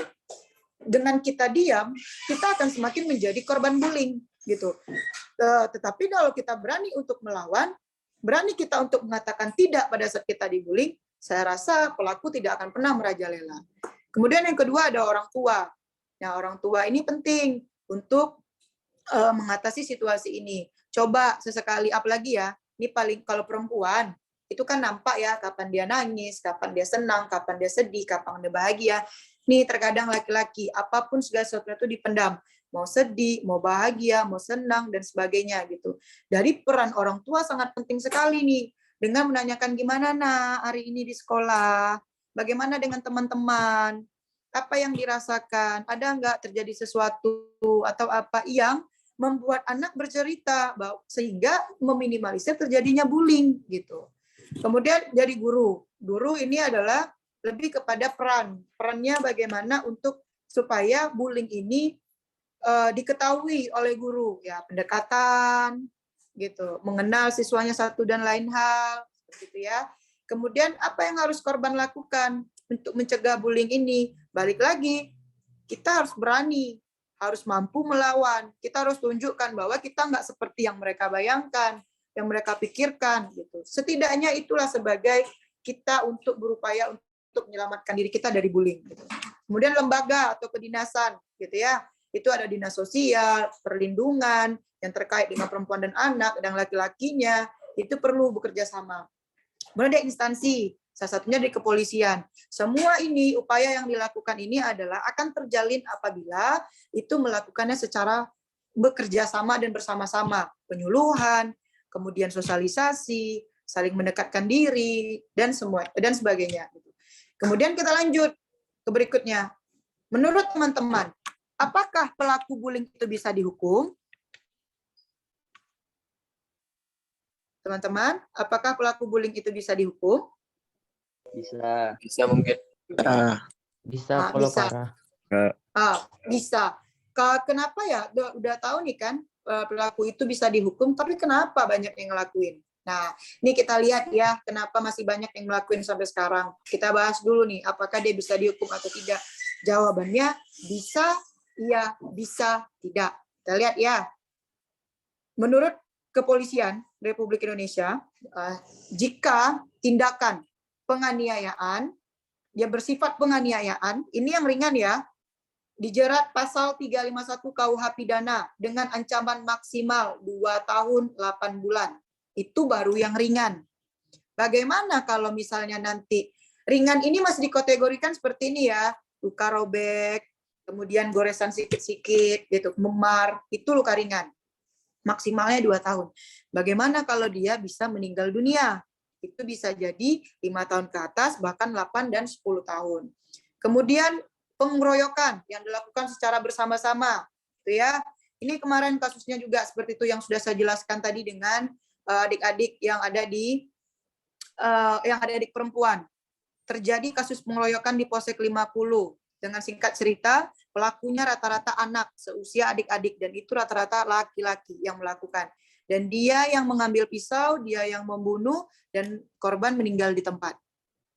Itu rata-rata dari 20 itu adalah yang melakukannya laki-laki. Gitu ya. Maksimal ancamannya 5 tahun sampai 6 bulan. Itu apabila pengeroyokannya biasa. Tetapi apabila sudah menyebabkan meninggal dunia, bisa 8 sampai 10 tahun. Ya, bahkan lebih daripada itu, tergantung dari kategori-kategori bagaimana dia melakukan pengeroyokan. Kemudian ada mempermalukan di muka umum. Nah, itu juga jangan teman-teman pikir saat teman-teman berkumpul bersama, terus saling ejek satu sama lain, ada merasa yang tidak senang, itu sudah bagian dari bullying dan itu bisa juga dipidana. Dengan maksimal itu 1 tahun. Dengan maksimal 9 bulan. Kemudian ada yang tidak pidana menyenangkan. Nah, itu sama juga. Dari umumnya itu semuanya sama. Bullying itu memang perilaku yang tidak menyenangkan. Dan ada pasalnya lagi, 335 maksimal 1 tahun. Kemudian yang berbau pelecehan seksual. Ini yang harus teman-teman pahami sekali ya. Pelecehan seksual ini, itu menurut KUH pidana, itu 289, ancamannya 9 tahun. Itu apabila dilakukan menurut Undang-Undang KUH pidana. Sementara anak-anak itu punya undang-undang tersendiri untuk melakukan tindak pidana. Undang-Undang Nomor 11 tahun 2012 tentang Sistem Peradilan Anak. Ya, itu ada undang-undang sendiri dan bisa dijerat gitu. Jangan adik-adik berpikir gini ya, anak-anak itu kan 0 sampai 18 tahun. Terus berpikir, nggak mungkin lah kami bisa dihukum. Kami kan anak-anak, nggak mungkin kami dihukum. Pemikiran-pemikiran itu tolong diubah. Karena anak-anak pun bisa dihukum. Ya, tergantung dari kategori tindak pidana yang ia lakukan dan mengacu kepada undang-undang khusus, yaitu undang-undang sistem peradilan pidana anak. Memang dalam sistem peradilan pidana anak itu ada namanya diversi, menyelesaikan tindak pidana di luar pengadilan atau di luar hukum pidana. Tetapi itu memiliki kategori lagi. Apabila nih, misalnya adik sudah pernah melakukan tindak pidana, kemudian dilakukan diversi, udah sampai nih ke suratnya ke keputusan pengadilan. Keluar nih surat keputusan pengadilan bahwa adik pernah diversi. Kemudian melakukan tindak pidana lagi, adik akan dihukum. Karena diversi itu aja dilakukan untuk 1 kali, bukan 2 atau 3 kali. Gitu. Kemudian ada lagi yang dikatakan dengan medsos tadi, pasal 27, itu ancaman paling lama 6 tahun. Mungkin adik-adik sudah lihat berita juga bahwa ada beberapa dari baik yang laki-laki atau perempuan itu menjadi pelaku dari bullying melalui medsos dan mereka juga udah ada dihukum gitu. Namun adik-adik, kasus bullying ini tidak hanya dilakukan oleh tidak hanya dialami oleh wanita. Memang pada mayoritasnya itu korbannya itu adalah wanita, pelakunya itu mayoritasnya adalah laki-laki. Tetapi semua yang saya jelaskan dari tadi sampai awal tidak akan berarti apabila tidak ada yang melaporkan. Siapa yang berperan penting untuk melaporkan ini? Korban itu sendiri. Gitu. Jadi kalau korban tidak mau melapor dan tidak ada dukungan dari sekitar untuk dia melapor, semua ini tidak akan pernah, semua yang saya jelaskan ini tidak ada artinya. Karena kasus bullying akan semakin menyebar dan semakin tinggi kasusnya. Jadi bagi adik-adik yang merasa pernah mengalami ataupun mengetahui ke depannya, kalaupun ada lagi kasus yang seperti ini, bullying dan sebagainya, silakan laporkan. Minimal yang paling terendah dulu adalah lingkungan sekolah. Jika lingkungan sekolah tidak bisa menyikapinya, balikkan lagi ke keluarga. Jika keluarga tidak bisa lagi menyikapinya dan memberikan pengaruh yang dampak besar sehingga menyebabkan kekerasan yang sangat besar juga terjadi, silakan membawa itu ke kepolisian. Apabila sudah ada tindak pidana di dalamnya, yang tindak pidana maksud saya seperti yang sudah menyebabkan luka-luka, yang pengeroyokan, yang ibarat kata tidak bisa diselesaikan oleh sekolah dan tidak bisa diselesaikan oleh keluarga, gitu ya. Nah, maka itu berdasarkan beberapa hasil penelitian, berdasarkan beberapa hasil penelitian, bullying ini memiliki kenapa dia bullying ini semakin tinggi? Karena adanya sikap kepedulian dari lingkungan, baik itu sekolah, rumah, ataupun di sekitar, gitu ya. Kemudian yang kedua, pelaku seperti yang saya jelaskan tadi, pelaku bullying itu rata-rata korban.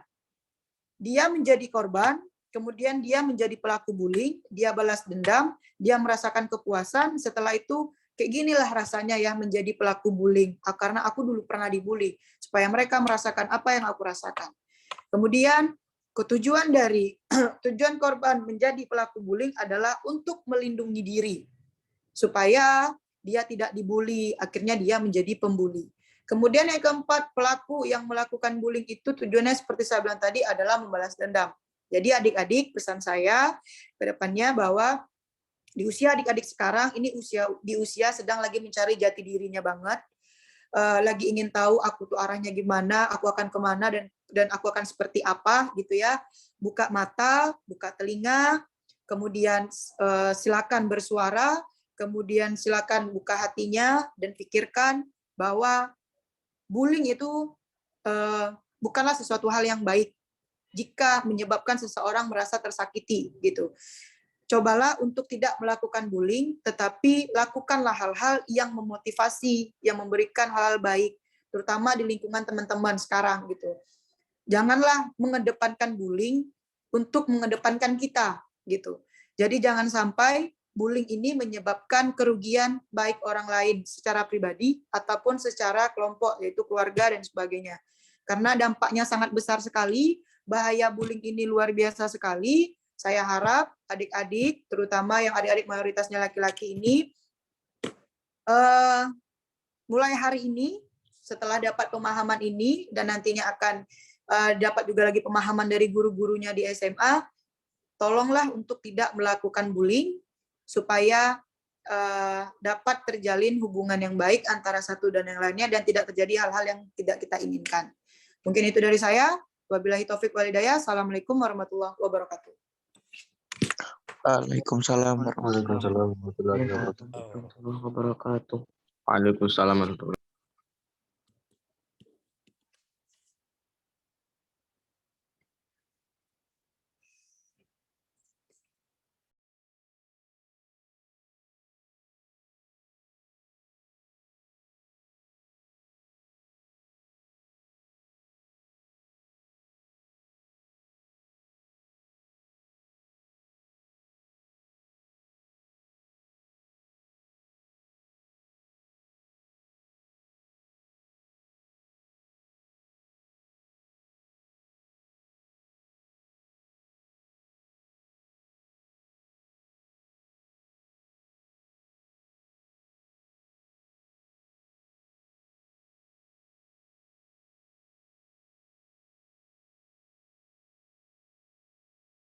Apakah ada sesi tanya jawab, Pak?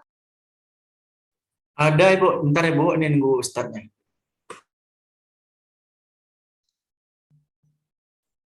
Iya, alhamdulillah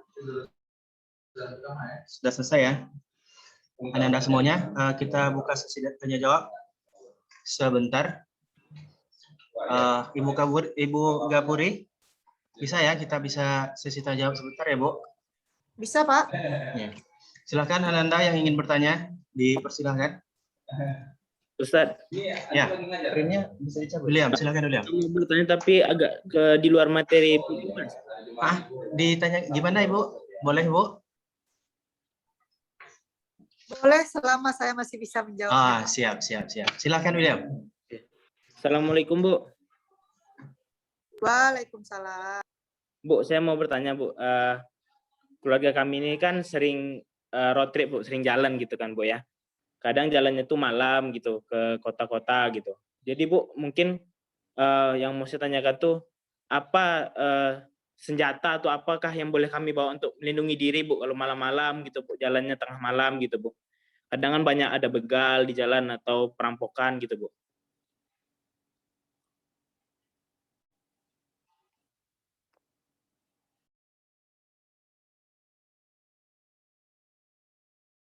Oke, siap William. Itu saja William. Iya, Ustaz.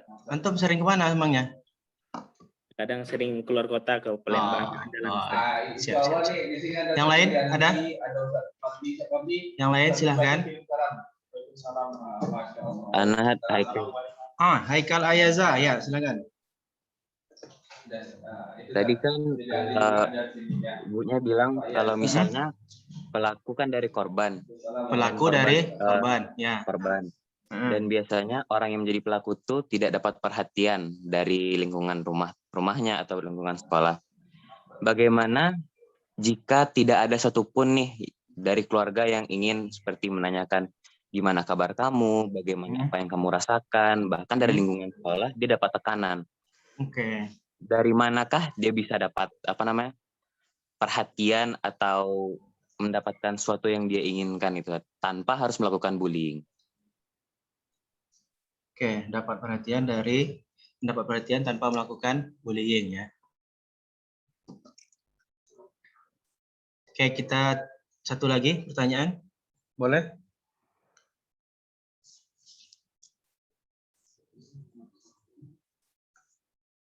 Ada?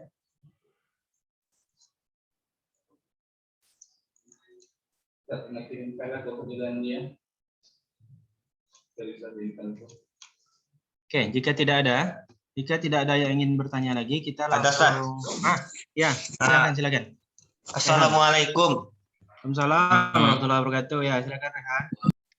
Bagaimana cara kita sebagai masyarakat untuk mencegah pelaku bullying yang baru? Yang apa? Yang baru? Iya. Kan tadi kan katanya kalau pelaku bullying itu tuh muncul karena mereka tuh pernah jadi korban. Jadi supaya pelaku bullying ini berkurang atau nggak ada lagi, kayak mana caranya? Ini pelaku tanpa pernah menjadi korban gitu maksudnya ya? Rehan? Bukan, maksudnya itu cara kita apa? Memperkecil jumlah pelaku bullying ini kayak mana? Oke. Soalnya kan bullying ini kan masih jadi sesuatu yang umum di masyarakat. Oke, siap. Kita catat ya. Oke, cukup 3 pertanyaan. Silahkan kepada Ibu Gapuri Lestari untuk menjawab 3 pertanyaan yang silahkan ya Bu ya. Oke, terima kasih Pak Julianti dan terima kasih kepada yang sudah bertanya. Alhamdulillah senang saya bahwa ada yang ingin bertanya. Pada umumnya ya anak laki-laki ini biasanya jarang untuk mau bertanya gitu ya. Baik, saya akan menjawab dulu pertanyaan dari William ya. William, Iya, Bu. yang terkait dengan, Bu, saya nih sering touring nih, saya sama keluarga dan sebagainya. Senjata apa yang bisa digunakan untuk melindungi diri? Nah, senjata apa yang digunakan untuk bisa melindungi diri pada umumnya adalah bukan senjata tajam, ya. Yang paling utama yang untuk kita bisa melindungi diri itu adalah kita harus punya bekal dulu. Mungkin kita harus bisa bela diri atau minimal kita punya pertahanan diri gitu ya. Nggak mesti harus, berarti saya harus taekwondo ya Bu, bukan, tidak. Tetapi cobalah kita tuh mempersiapkan fisik kita, terutama push up, sit up, supaya kita tuh ada kekuatan. Kalau misalnya nanti ada yang menghadang, kita bisa melerainya. Kedua, yang harus kita siapkan adalah seperti kayak ini tahu alat listrik? Alat kejut itu Bu ya? Oh, tahu Bu. Ya, alat kejut. Nah, itu kan bisa. Tapi gini ya, pemahamannya seperti ini. Apabila kita melakukannya sekali, tek gitu ya, pada saat kita diapain nih, ada melakukan sekali, tek gitu ya, itu namanya pembelaan diri. Ya, tetapi kalau kita melakukannya berkali-kali, itu sudah bukan lagi yang dikatakan dengan pembelaan diri, tapi melainkan itu sudah melakukan penganiayaan atau pengeroyokan. Kenapa? Pembelaan diri itu pada saat ini ya, kita kan secara spontan ya, pada saat dia datang menghadang, kita langsung kejut, gitu. Ya udah, itu adalah pembelaan diri kita. Tetapi di saat dia tidak memberikan pengaruh, apalagi masa itu mengarahkan lagi kepada kita yang dengan semangat dikejut dia terus menerus, itu adalah suatu tindak pidana penganiayaan atau penganiayaan. Karena dia tidak ada perlawanan setelah kalian kejut misalnya gitu. Tak kecuali pada saat kalian sudah memukul, sudah dianggap mukul, kalian mukul lagi, mukul balik lagi gitu ya. Nah, itu masih pembelaan diri karena kita membela diri kita untuk dihantam oleh orang. Tetapi kalau dia tidak ada melakukan perlawanan setelah kita melakukan pembelaan diri, berarti kalian sudah melakukan penganiayaan. Nah, itu yang kurang dipahami di masyarakat saat ini. Selalu beranggapan seperti ini. Kok dia sih yang menjadi pelaku padahal kan dia yang membunuh. Padahal dia loh yang memukul. Sama halnya kayak gini, perampok datang ke rumah. Ya, perampok datang ke rumah. Terus kita ketahuan nih sama perampok, kita menghadang, kita hadang dia, misalnya dia pakai pisau, terus kita enggak gitu, terus kita hadang, tiba-tiba kita buang pisaunya sekali dihadang, tek, selesai gitu ya, kemudian dia enggak ngelawan lagi, kita enggak usah melakukan perlawanan apapun, tetapi udahlah dia selesai udah tidak lagi menghadang kita, pisaunya pula kita yang ngambil, kita cucukkan, kita pukulkan kayak gitu sama perampok, kita jadi orang yang membunuh. Nah itu beda. Itu yang harus dipahami dulu ya, pembelaan diri yang dimaksud itu seperti apa gitu. Kemudian kalau bisa yang ini, yang ada yang kayak apa sih namanya yang untuk diarahkan ke mata? Semprot merica tuh Bu? Itu bisa, semprot merica. Kayak gitu-gitu, itu bisa kita lakukan. Pemeriksaan itu bisa kita lakukan gitu. Hal-hal yang seperti itu intinya yang tidak bersifat senjata tajam yang kita punya tujuan untuk menyakiti orang. Itu ya, paham ya? Oke, yang kedua siapa tadi namanya? Haikal, Bu. Haikal. Baik Haikal. Yang kedua Haikal, mohon maaf bukan berarti saya melupakan ya. Haikal, ini tadi pertanyaannya adalah bagaimana Bu kalau misalnya tidak ada support system dari sekitar, misal gitu ya, itu singkat ceritanya, support system dari sekitar. Gini Haikal. Support system itu tidak mungkin tidak ada kita dapatkan sama sekali. Support system itu ada dua, Haikal. Ada internal, ada eksternal. Internal itu dari diri kita sendiri. Dari diri kita sendiri ya. Di mana kita tuh seperti ini. Kita ngerasa kita jadi korban. Kita harus, aku nggak bisa nih kayak gini. Aku harus melawan. Kalau aku kayak gini terus, aku yang azab. Aku yang bisa mati, aku yang bisa depresi, aku yang bisa kacau gitu. Dan kalaupun ada support system dari luar, mereka hanya melengkapi hal-hal yang mereka hanya melengkapi dari apa yang sudah kita tanam dalam diri kita gitu. Jadi kayak kalaupun orang tua seperti bertanya, "Nak, kenapa gini dan sebagainya," itu adalah bagian dari support system dari eksternal, ya, dari eksternal. Balik lagi, jika kita tidak mendapatkan support system dari luar, coba dulu dari diri kita sendiri. Dari diri kita sendiri dulu, kita seperti apa dan bagaimana, dan sampaikan, Mama, aku seperti ini, seharusnya Mama seperti ini. Mama harus tahu anak Mama ini sedang apa sekarang. Gimana kondisinya Mama harus tahu sekarang, gitu. Sama halnya seperti saya jelaskan tadi di bagian perempuan, orang tua tidak akan tahu kita kenapa dan seperti apa kalau kita tidak mengungkapkan yang sejujurnya. Balik lagi, kalau misalnya orang tua tidak bertanya, kita yang membangun komunikasi. Misalnya, Ma, tadi aku diejek loh, Ma, di sekolah diginikan. Kita kasih tahu sama mereka bahwa kita tuh sedang diapain, gitu ya. Kalau orang tua misalnya nggak bertanya. Kemudian banyak yang bisa kita lakukan lagi di luar. Ada psikolog, kayak gitu. Atau lembaga-lembaga konseling yang menyediakan jasa untuk mendengarkan apapun yang kita rasakan, yang kita alami.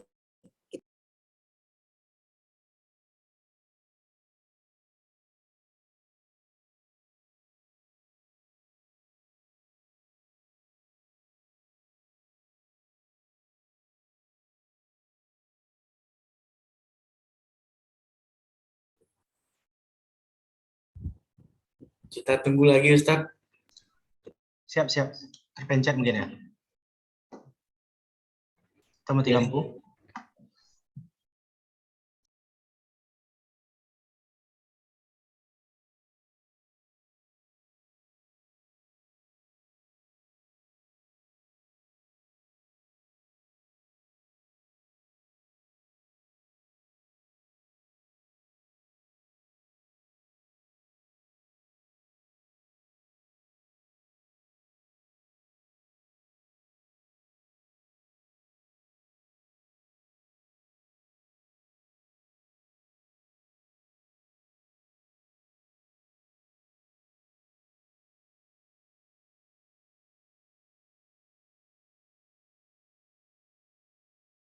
Sudah terjawab apa masih ada pertanyaannya, Ustadz?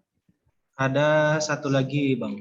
Satu. Cara untuk yang terakhir itu cara untuk apa namanya?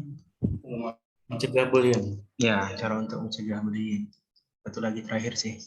Ya. Nanti kita sesi dokumentasi juga. Ya, ini sedang join lagi, Ustadz. Siap. Ustadz ya.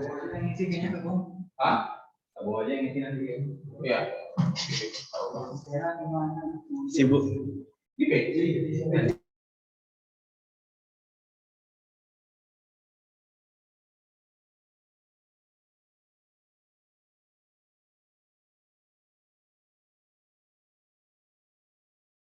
Mohon maaf Pak, pertanyaannya Pak.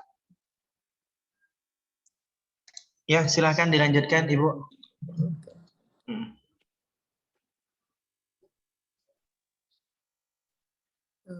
Baik, saya lanjutkan untuk yang pertanyaan terakhir tadi. Bagaimana cara kita selaku masyarakat untuk menyikapi terkaitnya atau memperkecil bullying ini?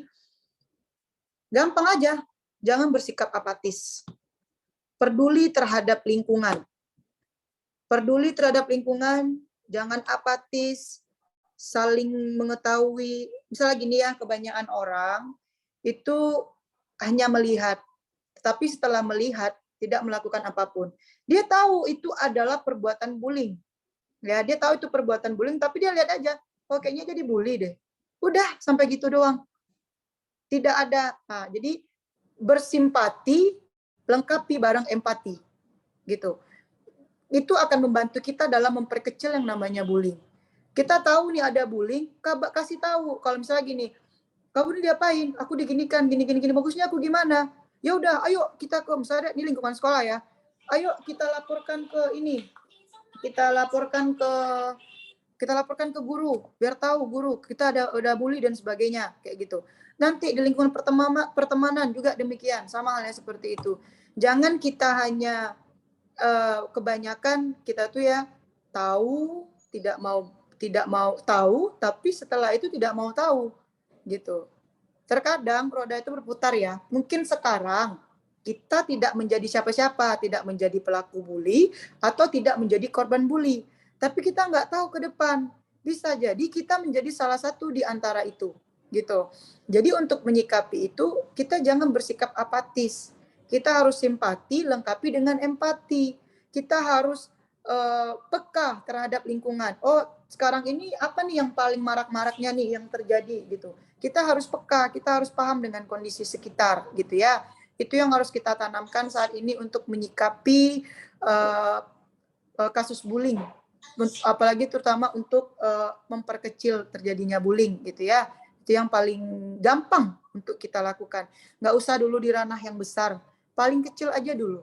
Di diri kita ataupun di lingkungan keluarga, baru ke ranah yang besar. Itu insya Allah dengan kita menerapkan hal-hal yang seperti itu, insya Allah bullying ini akan mengecil atau akan kecil daripada yang kita bayangkan. Mungkin itu yang dapat saya sampaikan. Terima kasih.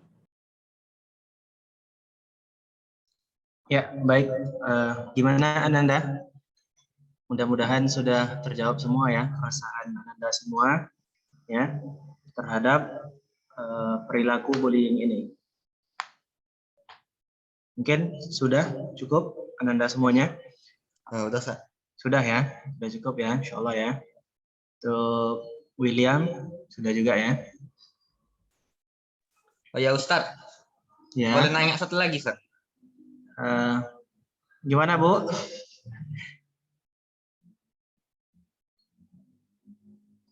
Bu, di mute, Ibu. Di mute.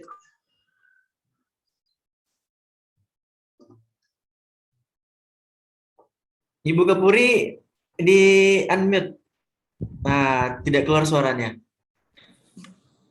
Ya Pak. Rehan ada yang mau ingin ditanyakan lagi gimana Bu? Boleh satu pertanyaan lagi terakhir barangkali? Ini semangat anak-anak ini sepertinya. Ya, boleh Pak, boleh. Ya, boleh. Silakan Rehan. Pertanyaan terakhir ya. Iya. Kalau misalnya kan terjadi bullying, terus si korban bunuh diri, itu tuh penyebab atau alasan dia bunuh diri itu biasanya karena apa? Memang bullying seperti apa yang dia dapatkan sampai bisa bunuh diri gitu? Oke. Silakan Ibu dijawab. Baik, William ya. Kenapa dia bisa? Rehan, Ibu. Siapa? Rehan. Oh, Rehan pertama. Oke, baik Rehan. Kenapa dia sudah dibully kemudian dia bunuh diri? Simpel aja, dia nggak kuat dia dibully. Karena itu balik lagi, jika dia selalu menyikapi bully itu secara negatif, dia akan berujung kepada perilaku yang agresif. Seperti tadi dampak-dampak dari bullying itu ya. Dia akan berlaku agresif, membunuh diri, karena dia ngerasa bahwa udah nggak ada lagi dukungan sekitar, dukungan lingkungan, sosial, udah nggak ada yang nguatin aku. Nggak ada yang, aku pun juga nggak punya kekuatan untuk menguatkan diri sendiri gitu. Jadi apa yang bisa untuk aku lawan untuk mengatasi ini semua? Ya udah, dia balik kepada lebih baik aku bunuh diri. Itu selesai semua. Kalau kita sudah sampai ke ranah bunuh diri, ya berarti kita sudah depresi. Gitu. Udah depresi dengan kondisi, jangankan itu ya, mungkin itu udah kita selalu menganggap bullying itu kasusnya yang dikatakan yang benar-benar bullying itu apabila sudah menyebabkan fisik. Itu salah gitu ya, yang udah memar dan sebagainya. Dengan kita mengatakan misal kayak gini sama orang ya, bilang kau jelek gitu. Misalnya kita bilang gitu ya, kau jelek. Bagi kita mungkin orang yang biasa aja, ya udah biasa aja kita menyikapi jelek. Bagi orang yang tidak bisa menyikapi omongan kau jelek, itu imbasnya besar sekali. Dia tidak akan pernah mau berhadapan dengan orang, dia akan menutup diri dan dia ngerasa tidak ada perlindungan dari sekitar. Ya udah, bunuh dirilah solusi yang paling tepat menurut mereka yang tidak mampu menyikapi permasalahan terkait bullying ini. Maka itu Rehan. Jadi kalau bisa nih, Rehan kan ada tahu kan, jangan sampai ada orang yang bunuh diri. Jadi berusahalah Rehan untuk memberitahukan hal-hal ini kepada teman-teman bahwa jangan bully, karena cara orang menyikapi setiap permasalahan itu beda-beda. Ada mungkin kalau Rehan dibully, bisa aja Rehan bully balik, misal gitu ya, bully balik atau melawan gitu. Tapi bisa jadi orang lain belum tentu gitu. Kayak gitu Rehan, mungkin yang bisa saya jawab. Ya Bu, makasih jawabannya Bu. Terima kasih Ibu Gapuri. Sama-sama Pak. Sudah cukup jelas ya Rehan. Ini sangat jelas sekali Jelas, malahan penjelasannya ya. Alhamdulillah ya. Tergantung bagaimana persepsi kita menanggapi stimulus dari seseorang itu, gitu ya. Dan tergantung respon kita bagaimana meresponnya. Seperti itu ya Rehan ya. Ya alhamdulillah kita sudah di penghujung acara asistensi lingkungan pada hari ini. Kita berterima kasih kepada Ibu Gapuri Lestari sudah memberikan ilmunya ya yang sangat bermanfaat sekali bagi kita, bagaimana mencegah bullying, apa jenis-jenis bullying dan sebagainya. Untuk yang terakhir ini kita akan sesi dokumentasi. Silakan Anda semuanya membuka kamera ya. Silakan Anda semuanya buka kamera. Silakan buka kamera, kita akan sesi dokumentasi dulu sebentar untuk pelaporan kita. Boleh? Ya. Silakan semuanya buka kamera ya. Mohon dibantu ya Ananda buka kamera, lihatkan wajahnya ya. Nah, inilah Ibu murid-murid kita Bu dari SMA IT Imam Syafi'i 2 Pekanbaru ya. Oke, cepat-cepat dipercepat sedikit karena setelah ini kita akan ada agenda lagi ya, pengumuman kelas meeting ya. Sudah semua? Oke, kita hitung ya. 1, 2, 3. Sekali lagi, 1, 2, 3. Sebentar. Saya save dulu. 1, 2, 3. Oke, sudah. Alhamdulillah. Acara kita sudah selesai. Terima kasih Anda semuanya sudah bergabung dan menyempatkan waktunya untuk asistensi lingkungan pada hari ini. Semoga apa yang disampaikan oleh Ibu Gapuri Lestari bisa bermanfaat untuk Anda semuanya dan juga kami sebagai tenaga pendidik bisa memahami apa yang Anda rasakan selama ini, gitu ya. Boleh nanti jika Anda semuanya ingin bercerita ke guru BK boleh, insya Allah ya. Oke, baik Anda semuanya. Kita akhiri ya. Untuk Ananda kita tidak keluar dulu ya. Jangan ada yang keluar dulu karena setelah ini kita akan langsung melaksanakan pengumuman press meeting. Untuk Ibu Gapuri Lestari, terima kasih Ibu. Ya, terima kasih banyak. Semoga Ibu sehat selalu ya Bu ya. Amin Pak. Terima kasih Bu. Assalamualaikum. Izin ya Bu, kami lanjut acaranya. Oh, terima kasih Pak. Saya izin untuk live grup ya Pak ya. Siap, terima kasih Bu.